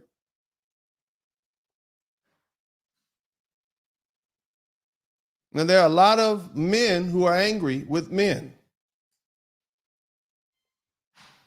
And these men are giving women advice, and it's misleading. Some of these men were bullied. Some of these men were chomoed. You guys who don't know what chomo means, look it up. Chomo. Look it up in the Urban Dictionary. They were left unprotected. They were abandoned. They have a lot of resentment for their fathers and other males from their childhood. And so their advice is tainted. Many of these dudes hit their peak when they were in high school, 16, 17, 18. And now they're spending their 30s all the way through the 60s and higher on the penis patrol. Penis passport shaming, pandering to women, cock blocking. And why do they do that? Because that's the closest they'll ever get to being able to assert their dominance over men like you who've asserted your freedom and your rights. They can be very disrespectful. They use shaming language, insults. They need to be right. You got to watch them because they can make your lives worse. They call what you're doing tricking. Can we talk about the passport bros today? When you see dudes saying they got their passport and they about to go overseas to find their wife, and you see they have the initials SYSBM in their bio, which is short for Save Yourself Black Man, those dudes are tricks. These dudes have a firm understanding that they're so socially awkward and so socially inept that they need to pay to have access to coochie. Thing is, they're so broke that they can't afford the cost of women, sex workers here in the United States.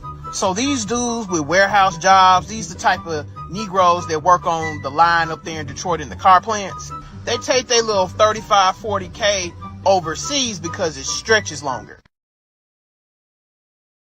Now, did you hear this brother talking about who's awkward and socially awkward? I mean, look, no disrespect to the brother, but I'm saying, brother, the name calling and the shaming. You talking about hardworking men who are in Detroit who work on the line. Why would you care what they're doing? I mean, why are you whipping your microscope out trying to figure out, inspecting their penises like that? Referring to what they're doing as tricking. What do you think we're doing here in the United States? Taking these women out for meals, spending hundreds and thousands of dollars on them. And then, you know, in exchange for what? Men don't buy women drinks in the club because they want to be friends. They buy women drinks in the club as a token of entry and hopefully to get their inhibitions lowered. That's tricking too.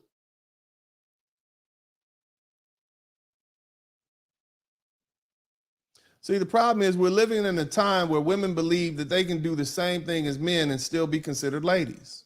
And then you got guys who are pandering to their whims, pandering to the whims of these women, and to try to curry favor.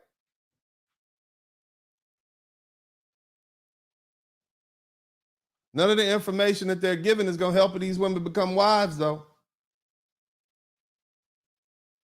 But the truth is, women prefer a lie, packaged like a Christmas present, rather than the whole truth. And even the older women should be experienced and should know enough. They should know enough to know better, but they rather be lied to too. Now, here's the thing. It's really none of your business. But for you brothers, don't allow these men to shame you and use these tactics to keep you from doing what you want to do. And when they have something to say about it, you make sure you address them. Now, here's something else. I wanted to hit this because this has been circulating around the internet. This is another brother. I don't know the brother. His name is Ace Metaphor. I heard he's an author. He has a huge following. God bless him. I wish him well. Let's listen to this, okay? Because I want y'all to hear what he has to say. The link is in the chat room. Well, not yet, but y'all make sure y'all hitting the number 1 button if you can hear him.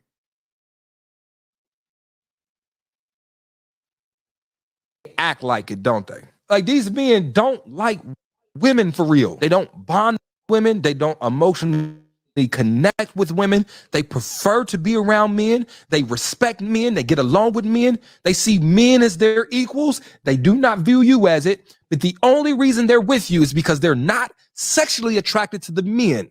If it wasn't for sex or power, they wouldn't be with you. You gotta watch out for these men. Like, actually, like, inquire about whether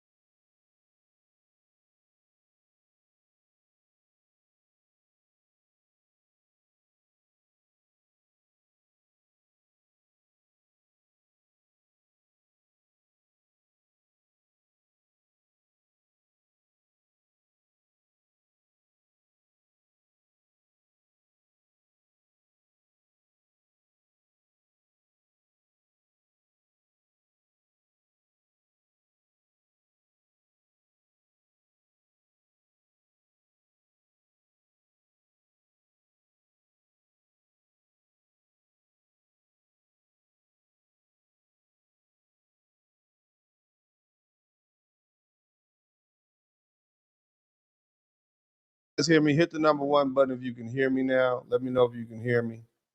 So the brother Ace Metaphor was saying that, or he questions, basically he was saying the men are unavailable emotionally. That's what it looked like.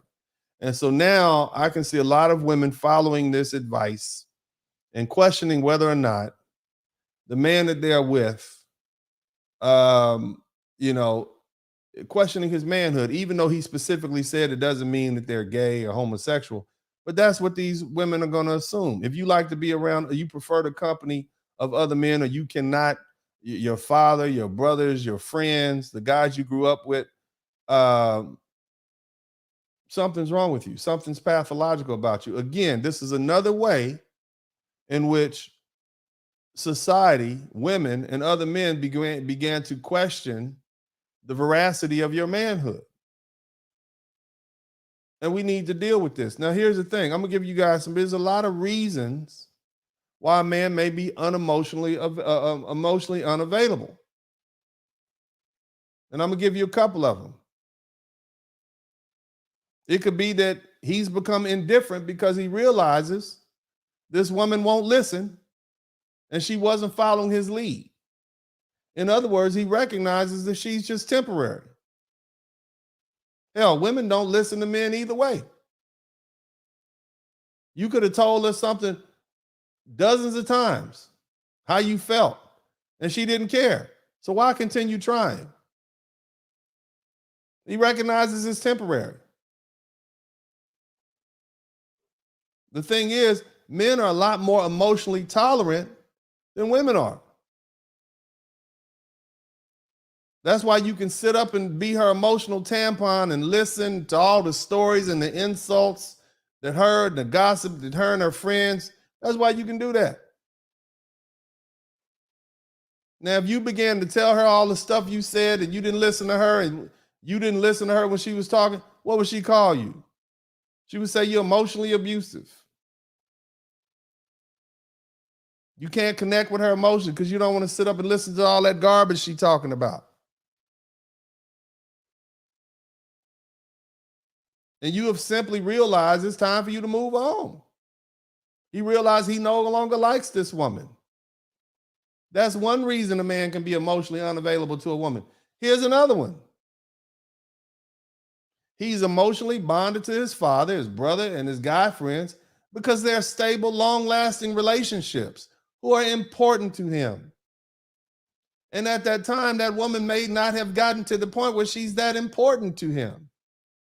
But modern entitled women and the penis patrol will try to make it seem like this man is gay because he'd rather hang around his brothers and his father and his male friends than them.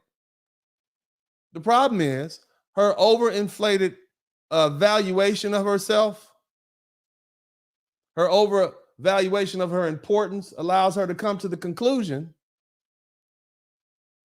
that she's more important than she is.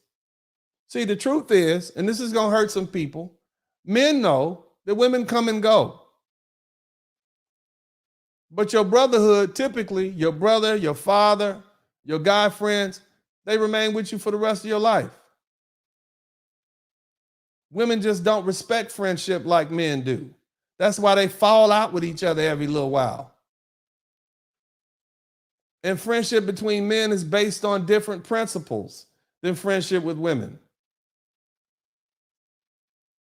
Friendship amongst men is based on respect, honesty, trust, loyalty. And here's the thing, there's a stiff penalty, a harsh penalty for violating that. You might get whooped on. You might get beat down. If a woman violates any of that, nothing happens.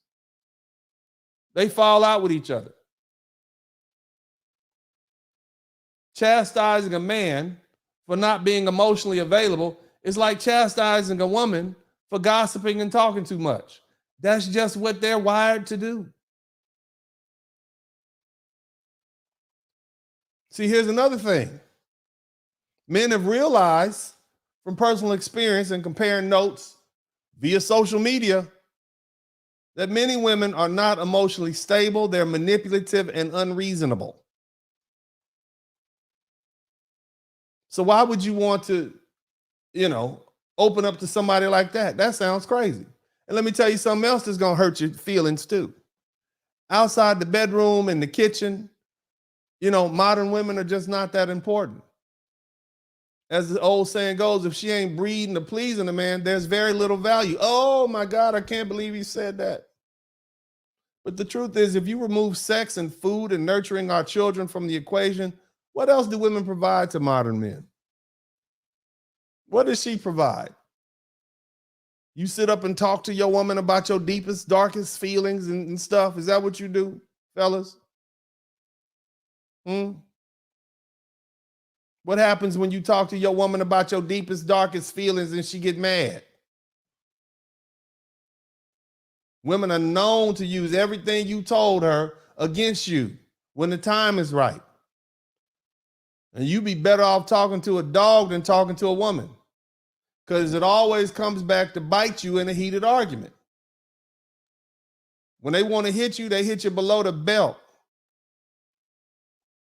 And anybody who's dated an African American woman knows that. Hell, if you've been raised by a Black American woman, she'll tell you your mama's a crackhead and she your mama. And there's just some things that'll never change. Taxes, death, and women using the most intimate secrets to emasculate men.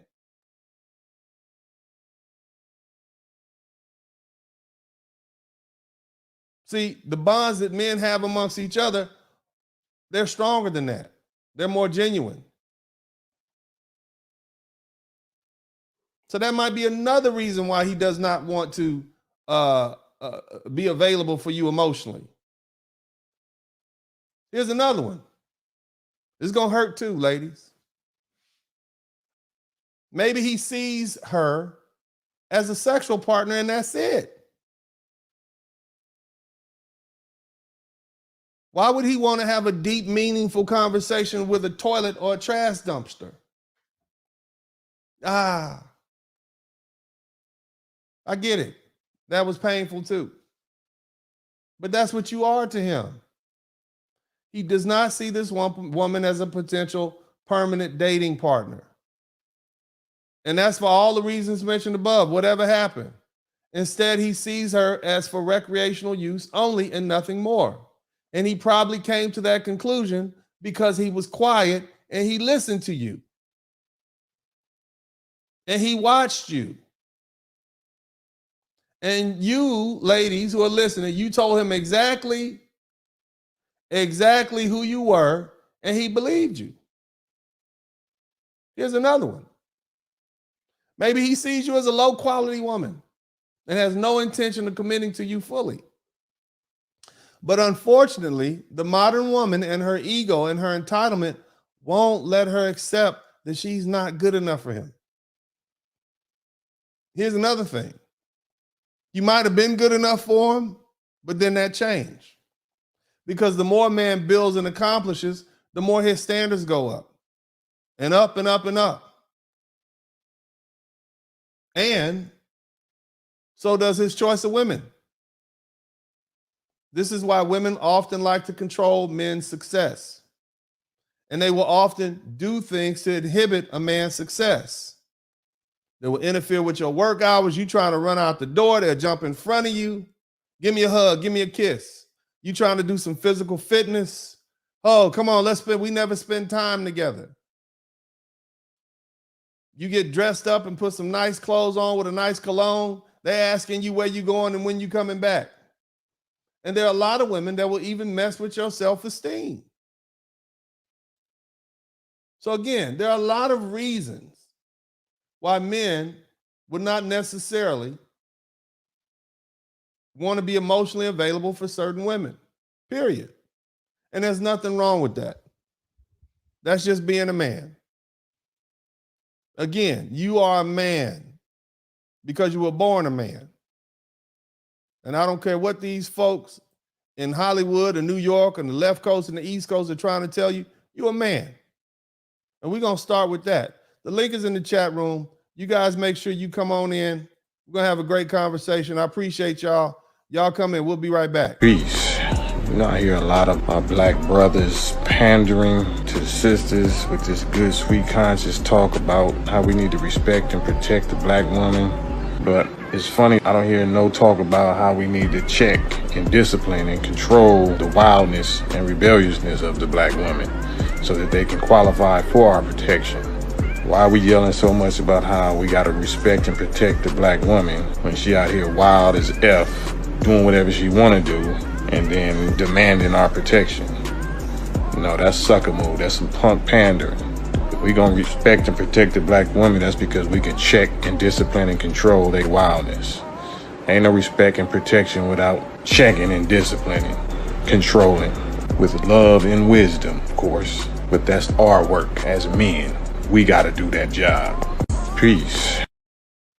All right, welcome back. You know what? We late in the hour, but it's time to do roll call. Y'all make sure y'all check in. Hey, I'm about to show you something.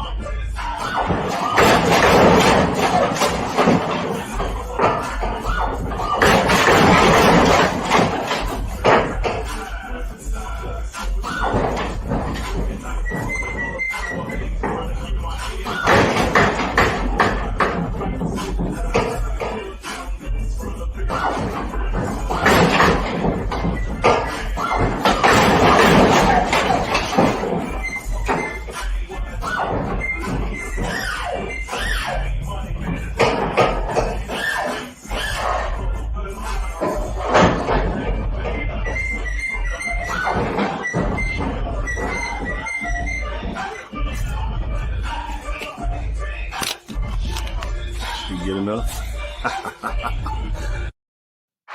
All right, welcome back to the broadcast. Look, you're welcome to come in here. You guys want to come? I see we got guys here in the bullpen. Y'all make sure y'all check in. We got a couple of guys I've seen before. The link is in the chat room. I want to hear what you brothers have to say.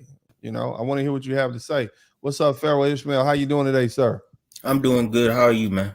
I'm good, brother. I'm good. I hope, you know, I've been riffing a lot lately, man. I've been going real deep on a lot of conversations, throwing out a lot of information out there, but I think it's necessary to combat so much because we got so much going on. People talking bad about brothers because they're exercising their right to travel.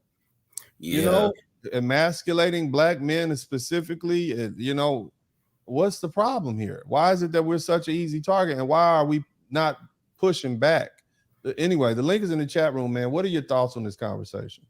Well, the deal is, like, I feel like why we are targeted so much because they never had the black man had always been looked at as second class citizen or like second, third class citizen, and they never thought that we would have any potential to be like to be high rollers other than like being in a sports or being celebrities. And like they see that now we're really not as low budget as they thought we were. Like you see these men, these black men going overseas, and they getting the women that they want, they getting like the marriages that they want, they getting the houses, the cars, everything they want, and they proving themselves that like they can have happiness too. That's why a lot of black women are getting mad. Well, I think, you know, the thing, man, Pharaoh Ishmael, is that, you know, we always have been considered boy. And I don't know how old you are, but for many years, many hundreds of years, any age man, a woman, white woman, could refer to a grown black man as boy. Even our own women tried to son us. And I saw that happening with this article that I put up the other day. Here I am, a grown man. I'm on a boat with beautiful women. And then you got a young brother telling me, well, what does your fiance think about that? You know, like, she's not my mother and I'm not a child. You understand what I'm saying? Like, that's foreign to a lot of men because we got this queen mother goddess simp chip in our brains that tells us we must seek the approval of women. Men don't seek the approval of women. Children seek the approval of women. Children seek the approval of men. I don't seek the approval of of anybody, you see, because I'm a grown-up. You understand what I'm saying? And you have to start acting like a man. You're not children. And see, I know that's what about her feelings? Well, what do you mean? Her feelings? Okay, so now that's where the shame comes in. So now I'm this patriarchal, misogynist, sexist because I'm not concerned about her feelings about a photograph from years back. What if a man was concerned about every woman's feelings you know, that he's ever dated. You know, I mean, how do we do that and still be men? When you think about some of the great things that men have done in the past, I don't think they were necessarily concerned about the women's feelings. Look at the quarterback, Tom Brady. He's going back to play ball because he can. He get another couple million. And his wife said, you know what, well, I'm going to leave you. He said, all right, we'll see you later then, baby. You understand what I'm saying? Yeah. He's not concerned about her feelings. So anyway, man, we got some of my favorites up in here, man. And we got my brother, I'm going to call him Doncor. Always good to have my good African brother in here. And then we got Devin and we got Alvin. Man, Devin, go ahead and hit this, man. Hit this, because I don't think these brothers understand what being a true patriarch and being a man is. I'm not going to sit here and check in with my woman. That's right. You see what I'm saying? I'm not checking. You understand what I'm saying? I'm a man. I'm going to do what I want to do. If you don't like it, hit the door. That's how I feel. We got too many beta boys out here, man. We got too many beta boys out here following behind these women. You know, I often use the example that when I got brothers that are married friends of mine at my age, most of the brothers I know are married off. Mm-hmm. You got to be careful, man, because brothers will call you on the phone and they'll have their woman listening on the three-way and don't think nothing of it. They don't think there's nothing wrong with that. They live with that level of disrespect. They live with that level of non-personhood that they just think is supposed to be normal. That half hour into a conversation, I'm finding out that his woman's listening on the goddamn line. Yeah, man. You know, and so a lot of these beta male chip, man. We're gonna run a little over tonight because you know I went a little long with the monologue, so we're gonna run a little over. I want to give these brothers a chance because this is a very important conversation. I'm basically telling you, brothers, it's okay to be men, and I'm pointing out to you. And I'm glad we got Brother Doncor in here because he's an African brother. And we always talk about, this is what we always talk about. We want to get back to our African heritage, but we need to hear some of that. You see what I'm saying? I tell you guys, we're better together. We got all this, you know, bi-coastal, what is it called? This is like the Biggie Smalls Tupac beef they got going on, but we're better together. You see what I'm saying? And there's nobody that's going to make money off of us. We're not going to make any money fighting with each other about stuff that don't really matter. You see what I'm saying? But anyway, I'm going to get Alvin and then I'm going to go to my brother, Mr. Doncor. Alvin, you understand what I'm saying when I say modern men need to stop measuring manhood based on what women like and don't like? Yeah. Salute to you, Uncle D, and the panel. They're so much of our identity for some time now is tied up in it, unfortunately, you know, and they've been left alone with the majority of our children. So we can't really, it makes sense. And some of us that have made it out, right? Because again, we talk about it all the time. All the brothers are from so many different places. I have found so many different black men from so many different walks of life. And all of you guys have been dodging bullets, right, in your own special way. And the reality is that it's a con game. It's a con game. And I'm glad that we're able to have these conversations and that we can call at least a little bit of it out. And if traveling is what you need to do, I think a learned man, right, is a great man. I think that traveling, you learn about other cultures. I think that the idea that someone would actually try to stop you from traveling just in and of itself is stupid. Beyond anything else. So, you know, I'm glad we're having these conversations, and I hope more men, you know, explore their options. And I'll land the plane there. And shout out to T Real Swimming. I appreciate it because I hadn't really asked for a whole lot of contributions over the last couple of days. I've been wanting to get this information out in a succinct manner so you guys can cut it up, clip it up, get it how you want to get it, and hopefully it'll be up here for a long time so you can continue to share it and dissect it. But big shout out to you, T Real Swimming. Thank you so much for the contribution. I appreciate you guys for contributing to the Cash App, PayPal, and the Super Chat. Fifi Doncor. Did I get your name right, brother? Yeah. Tell me how to say it. Yeah, I mean, well, for somebody who's seen both sides of it, you know, living the simple life, if I should call it that way, and then, you know, coming to a realization somewhere along the line and making let me lay the foundation for you guys who don't know. Brother Doncor, he read a lot of romance books. And now he's an African brother, and his father is a traditional African patriarchal man. Our brother read a whole lot of these love stories and love books, just like we watched a lot of movies and we were brainwashed. And then at some point he realized this is BS. My dad was right. And he reverted back to his customs and traditions, but he had to learn the hard way. So he, like many of us, had a queen mother, got his simp chip, but he built his simp chip in his head and didn't have one there. You see what I'm saying? So, but the thing is, now, do you understand what I mean? Shout out to B Rain Walsh too. Thank you so much. We running overtime, so y'all want to keep this going for a little while, we will. But I appreciate the contribution. I always try to give shouts out to the people who contribute $100 or more. But you understand what I'm saying, brother? I'm not checking in with a woman, Doncor. I'm not doing that. That goes again. See, there was a time when I would, hey, I'm out with the fellas, baby. How you doing? It's 8:35 in the evening. I'm a grown man. Yeah, baby, I just wanted to let you know I'm okay. I'm not doing that. When I leave the house, I'm not telling you where I'm going. You see what I'm saying? This is not my job I don't have to do that. And depending on how a woman addresses me, you understand what I'm saying? I'm going to consider it disrespect. You understand? But that's because traveling overseas and being amongst men who are real patriarchs, I learned that. You understand what I'm saying, my brother? Yeah, and I can see. I mean, go ahead and explain it to them in a way that maybe they can understand. I got married in 2004. That's like some 17, 18, almost 18 years ago, right? Yes, sir. And I lived that life for most of that time. I mean, I did as I thought the books, said I should. Mm-hmm. And it didn't work. My wife left somewhere last year, shortly after I had come to the realization. I mean, I got at a point in time, I figured out that no, things were not right. And I started to make the change. Then I came across, Kevin Samuels, whatever, all these, people, and then you.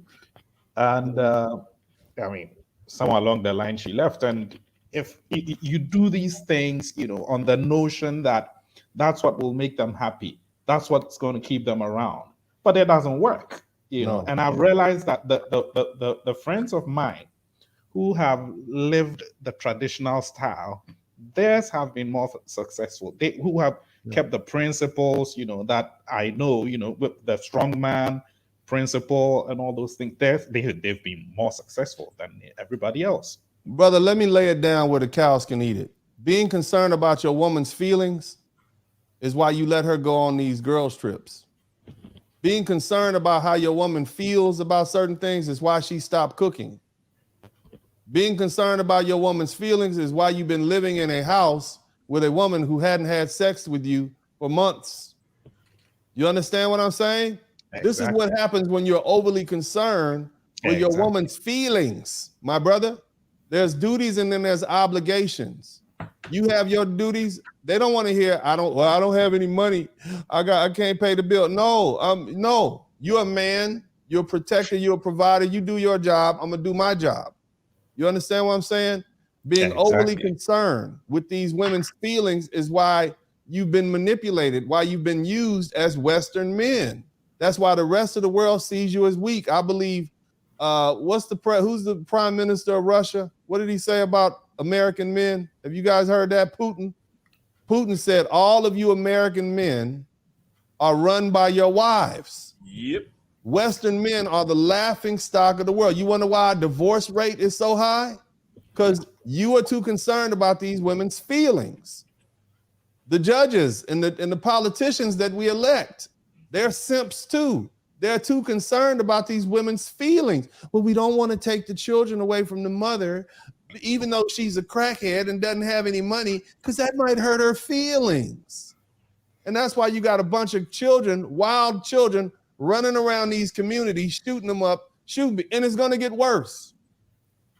Because now they're raising the children to think, they got men out here thinking that their feelings override their obligations and their duty to society. I hope that didn't go over y'all head.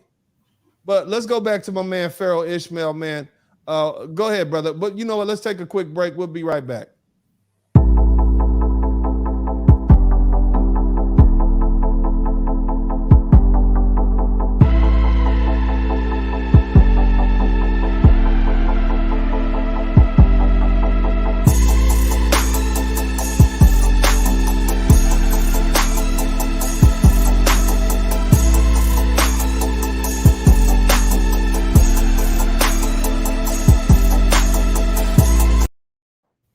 Yeah, that was my real life.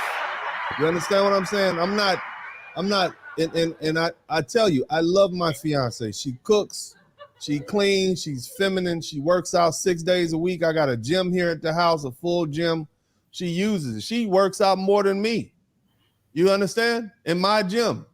And what I'm telling you, I love my fiance. I appreciate her. I respect her. It's not just love. I've obligated myself to her because she's such a good woman.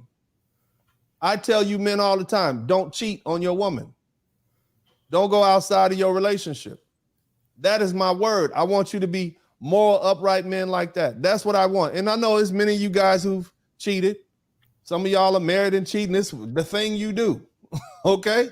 But I'm telling you, if you've given this woman your word that you won't do it, you be a man and don't do it. That's my advice to you.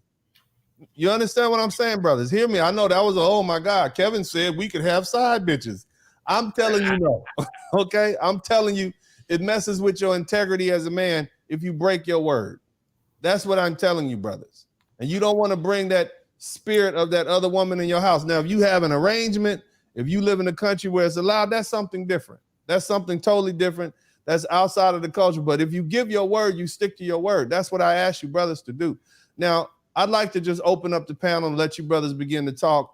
What part of that conversation, that almost 2-hour monologue kind of really touched you? Pharaoh, Devin, Alvin, unmute yourselves, man. Y'all go at it for a minute. And I just want to hear what y'all have to say. Well, the part of that really that I really like the most is where you basically confronted like those men that basically, like you said, they were the penis patrol, and like they really are. Like those men, you will see a lot of them in Kevin Samuels groups on Facebook where they be basically like they have a PhD in sign language for real. And they will tell men who try to be going overseas for wives, they just be getting on their nerves. Like you have 3 types of those men. You have the ones that considers himself pro-black, and then you have the Pookie and Ray Ray version, and then you have the Skittles community version. Basically, y'all know who I'm talking about, right? All of them the product of a single mom household. All of them. Not that one. Not he's basically the LGT, whatever that one is, like the gay one. Yeah, The Skittles community. His mama made him like that. Yeah. The deal is like they be just shaming black men because like really I said not too long ago I wanted to go to Africa and find me an African Muslim woman, and truly I still got those in my plans. I plan on going to Africa and finding the darkest, finest chocolate woman there. But this dude had to come out of nowhere talk about how like he basically make it seem like I was turning my back on the black community in America. Like really, I hate to say it, but there's a lot of people that are too far gone for you to like basically dedicate yourself to them even after you know like they are a lost cause. Because like I've made it, I know what I want to do now. I want to go overseas and find me a woman in Africa or find me a woman in South America. And like, the deal is I know that I don't have to limit my choices and limit my preferences just to some place in America. Absolutely. I want to go overseas. Absolutely. I mean, you have the right to do, that's the thing, man. Again, black men in this country, and unfortunately, we have it unlike any other group of men, right? And we've never really been able to really put our feet in the ground, culturally develop our own morals and values and things of that nature, right? We take bits and pieces from here and there, and this kind of sounds good, but families don't stick together. We're a damaged people, unfortunately. And as we try to scrape things together, right? We shouldn't be tied to destructive people, in the destructive part of culture. And if we're going to make it, whether we decide we're going to stay in this country and try to make it or go elsewhere and go try to make it, we deserve the right to be able to do so, in my opinion. Mm-hmm. Yeah. I mean, we don't need a toxic culture. You're absolutely right, man. We have no obligation to hold on to a toxic culture or to struggle with it or to deal with the level of disrespect that no other man in this world has to deal with. It's 16 crazy. years. I'm like, yo, these females are saying it with their chest. Like, where are you going, N-word? Like, what? Like, how? Yeah. And on what planet is that okay? And like, who? And then that girl checking the white guy from. I mean, Uncle D, you've been breaking it down these last couple of days. It's like the nerve. Wow. I mean, it's out of hand. Let me, It's and, out of hand. and this is not something that's unknown. I want to show you guys this video from Shahrazad Ali. Take a look at this. Shahrazad Ali, okay? You say in your book, okay, let's and I'm get to it. quoting you, Come on. okay? The black man in America is the only male on earth, including every continent, who is disrespected by the women in his nation. That's true. This situation does not exist anyplace else among the billions of people inhabiting our planet except here in America. That's right. The other black men, the yellow men, the red men, the brown men, and the white men are all honored and respected by their respective nations. All other women recognize and accept that the man is the authority, the ruler, and the leader. Only here in the United States, in the black nation, scattered throughout the United States, is the black man neglected. That's pretty powerful. And it's absolutely true. We have been displaced. A lot of us don't really understand what slavery actually did to us and how much psychological trauma it did to us regarding what our proper roles are. All right, so I want to explain that because that was very complicated, and some people will hear it on a superficial level, but don't understand what Sister Shahrazad was, because she was at one point she was a student of the Nation of Islam under the Honorable Elijah Muhammad. And although I'm not, I've studied enough and I understand tactics and tacticians and, in conflict to be able to explain to you that what she was saying was, as we were brought over to this country, not only were the vast majority of our ancestors brought over in the hulls of ships, but we were also bred. We were bred in Maryland. We were bred in Virginia. We were bred in South Carolina on literal breeding farms. We were bred.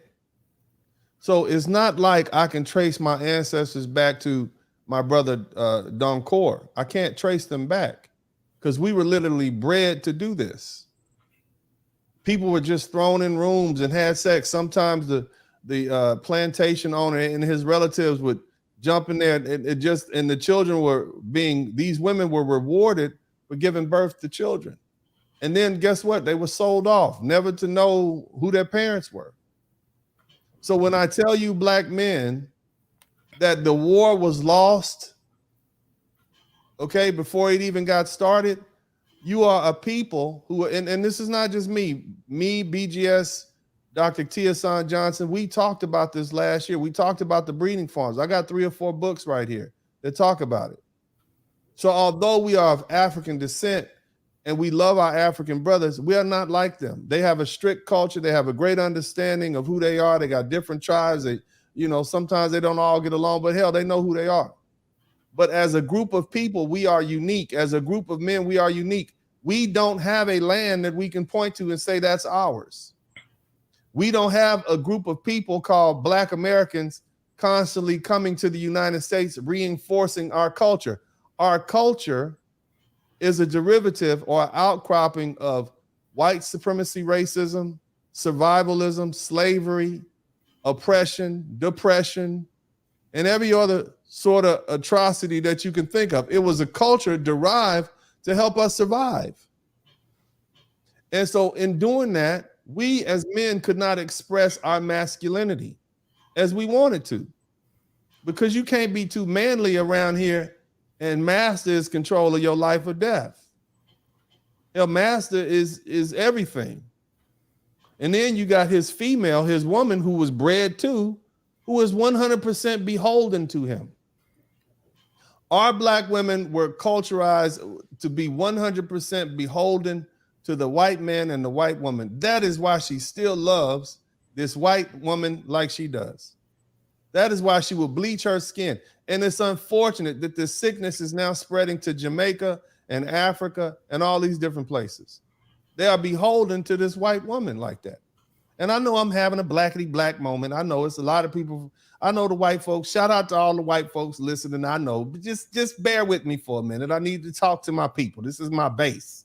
Okay, I'm Trump, and y'all are from Arkansas right now. I'm talking to the base. All right. So the bottom line is we are unique in that our women have no reason to respect us. We don't have a land. We don't run anything. We don't control the levers of power. And so because of that, what? We don't command respect from them. And so they've been taught actually not to respect us. And you'll never be respected by your women. That is what slavery did to us. Now, the best option for you men is to get away from these women who will never respect you if you want to be treated like a man, because they've been bred not to respect you. Do you understand that? They've been programmed. You sitting in front of an IBM from 1996, and you got some Microsoft updates from 2020. It's not going to happen. You like, but I'm a man. I want to be treated like the rest of the men in the world. I want to be treated like our brother Doncor. I want to be treated like our brothers in Jamaica. I want to be treated like our brothers in Haiti. No, you won't. It's not going to happen. Period. That's not what the programming allows. A brother from Africa can come to the United States and date and marry an African American woman and get more respect from her than you will. That's what he can do. A white man can get more respect from your wife and your mother at her job than you can, because they've been programmed not to respect you, and you're not going to get around that. The best thing for black men is to go find wives who are not inundated with this history, who will respect you solely because you are a man and because you're a provider, and that is the way her culture has taught her to treat men. You'll be better off that way if you want to have peace of mind and happiness in your household. If you want your children to be able to escape from this toxic culture. I tell you brothers all the time, I hope that you find women of African descent. I hope that you find African wives. I hope that you find Afro-Latina wives. I hope that you do that. I hope that you can find a black American woman who can fall in line, but it's highly unlikely. That's what I hope for you. But my greatest hope for you is that you find wives that would treat you with respect and love and not forcing you to question your masculinity and always forcing you to defend your masculinity, because that's what we're dealing with right now. The measure of your manhood is not determined by what some woman says you are, brothers. You're a man because you were born a man. That's what you have. And that's what you have to rely on in this world. Know one thing for certain. You are a child of the Most High, because our people would not have been able to make it through the Middle Passage, through 240 something years of slavery, Jim Crow, and up until where we are right now, dealing with mass incarceration, the crack epidemic, the war on drugs, everything else you can deal with, police brutality. The Most High is with us. But you have to begin to make decisions without emotion. There are 54% of you who don't have children and are not getting married, and you don't plan on getting married. If you want to preserve what we call the Black American race here in the United States, you're going to have to go and be with women who are not going to force you to jump through all these hoops and eliminate you because you're 5'11" and a half, and she only dates men who are 6 feet tall. These ridiculous requirements because you 285 pounds instead of 185 pounds. It looked like you're eating good to me. I want to hang out with him. A smart woman would. Because you're too black. You need to go to Africa. You'll be light-skinned over there. Go where you're appreciated. Go where you tolerate, not where you tolerate. This is what I'm telling you, brothers. But know, first and foremost, you are a man. I don't care what kind of weird tricks these liberals are trying to, oh, I don't know, your gender is a sign. That's weirdness. We don't do that. We are still, in essence, an African people. That's weird. We don't do that. You're a man. You're a man because the Most High wanted you to be a man. Your ancestors commanded that you be a man, and this is how you came here. You're a man. And I expect you brothers to act as it. So at this point, I hear it. It's going to take time, But these emasculating terms like beta male, incel, all these different things, allowing women to grade us like we're, horses and cows. This is unacceptable. You're a man. Whether you 5'2", 7'8", you're a man. Whether you can bench press 85 pounds or 585 pounds, you're a man. This is it. It's your heart, your mind, your integrity that determines that you're a man. That's what I ask you, brothers. And I come and I speak to you from a place of love. These are the same conversations I have with my sons. My man wanted to know, do you show your son these pictures? Hell yeah. Because they need to see. This is what you get. Don't ever let them women make them think, don't ever let a woman make her think she better than you. Look at your daddy. You see all these beautiful women daddy have? Huh? And they come and go like buses. So don't let me find out you done went up to that high school or that middle school or fell in love with that little heifer and she done got your nose open and now you can't focus on your books because you worried about a girl. Oh no, son, because there's always Brazil and there's always the Dominican Republic. There's always women that can get your mind off of that girl. Don't worry about that. You focus on being the best man you can be, your morality, your integrity, your hard work, your ethics, who you are. This is what I want for you, men. And you, among any other men on this planet, and I think that every man on this planet will agree with us, all that we have had to traverse, Black men in America, we have earned a reward. And our reward is simply to have families and to be fathers and to be able to return back into the table of humanity and be treated as such so that our progeny, our children, the children that come after us, they will say, hey, that was a hard time that our great-great-grandfather went through, that we heard about. But now that we live in Africa, now that we moved to South Africa, or now why do I have the last name Holden or Lockett? Well, it's because your great-great-grandfather was a Black American man, but he moved here in 2025, and we've been here for the past 100 years. And he provided great things for us. He bought lands for us. He bought these things for us. And so that's why we're here. So even though he had to go through a great turmoil, look at how better off he did for us. Let's turn these grapes into wine. You understand, brothers? But you're not going to have peace here. You got your freedom papers, brothers. You got your passports. Go explore the world. And if you decide to come back, that's your freedom. That's you to do that. But you have your options to leave. That's all I'm saying. And don't let anyone shame you or emasculate you or tell you you're not a man for not doing. That's it. And I'm humbly speaking to you, brothers, about that. But either way, I want to thank you all. I want to thank Devin. I want to thank Pharaoh Ishmael. I want to thank Brother Doncour. I want to thank Alvin Holden. Always good having you brothers in here. We've gone a little bit over. I hope you guys appreciate it. I think this is a necessary conversation. If you appreciate what we're doing, make sure you hit the thumbs up button. Okay? Do that. Hit the thumbs up button. That's all I ask you brothers to do. Hit the #1 button. And the other thing, we have something called a Super Heart. If you appreciate the conversation, you can donate after the live stream is over. But other than that, man, God bless you all. Thank you so much. Thank you again. Thank you for bearing with me. This is Uncle D, and I'm out.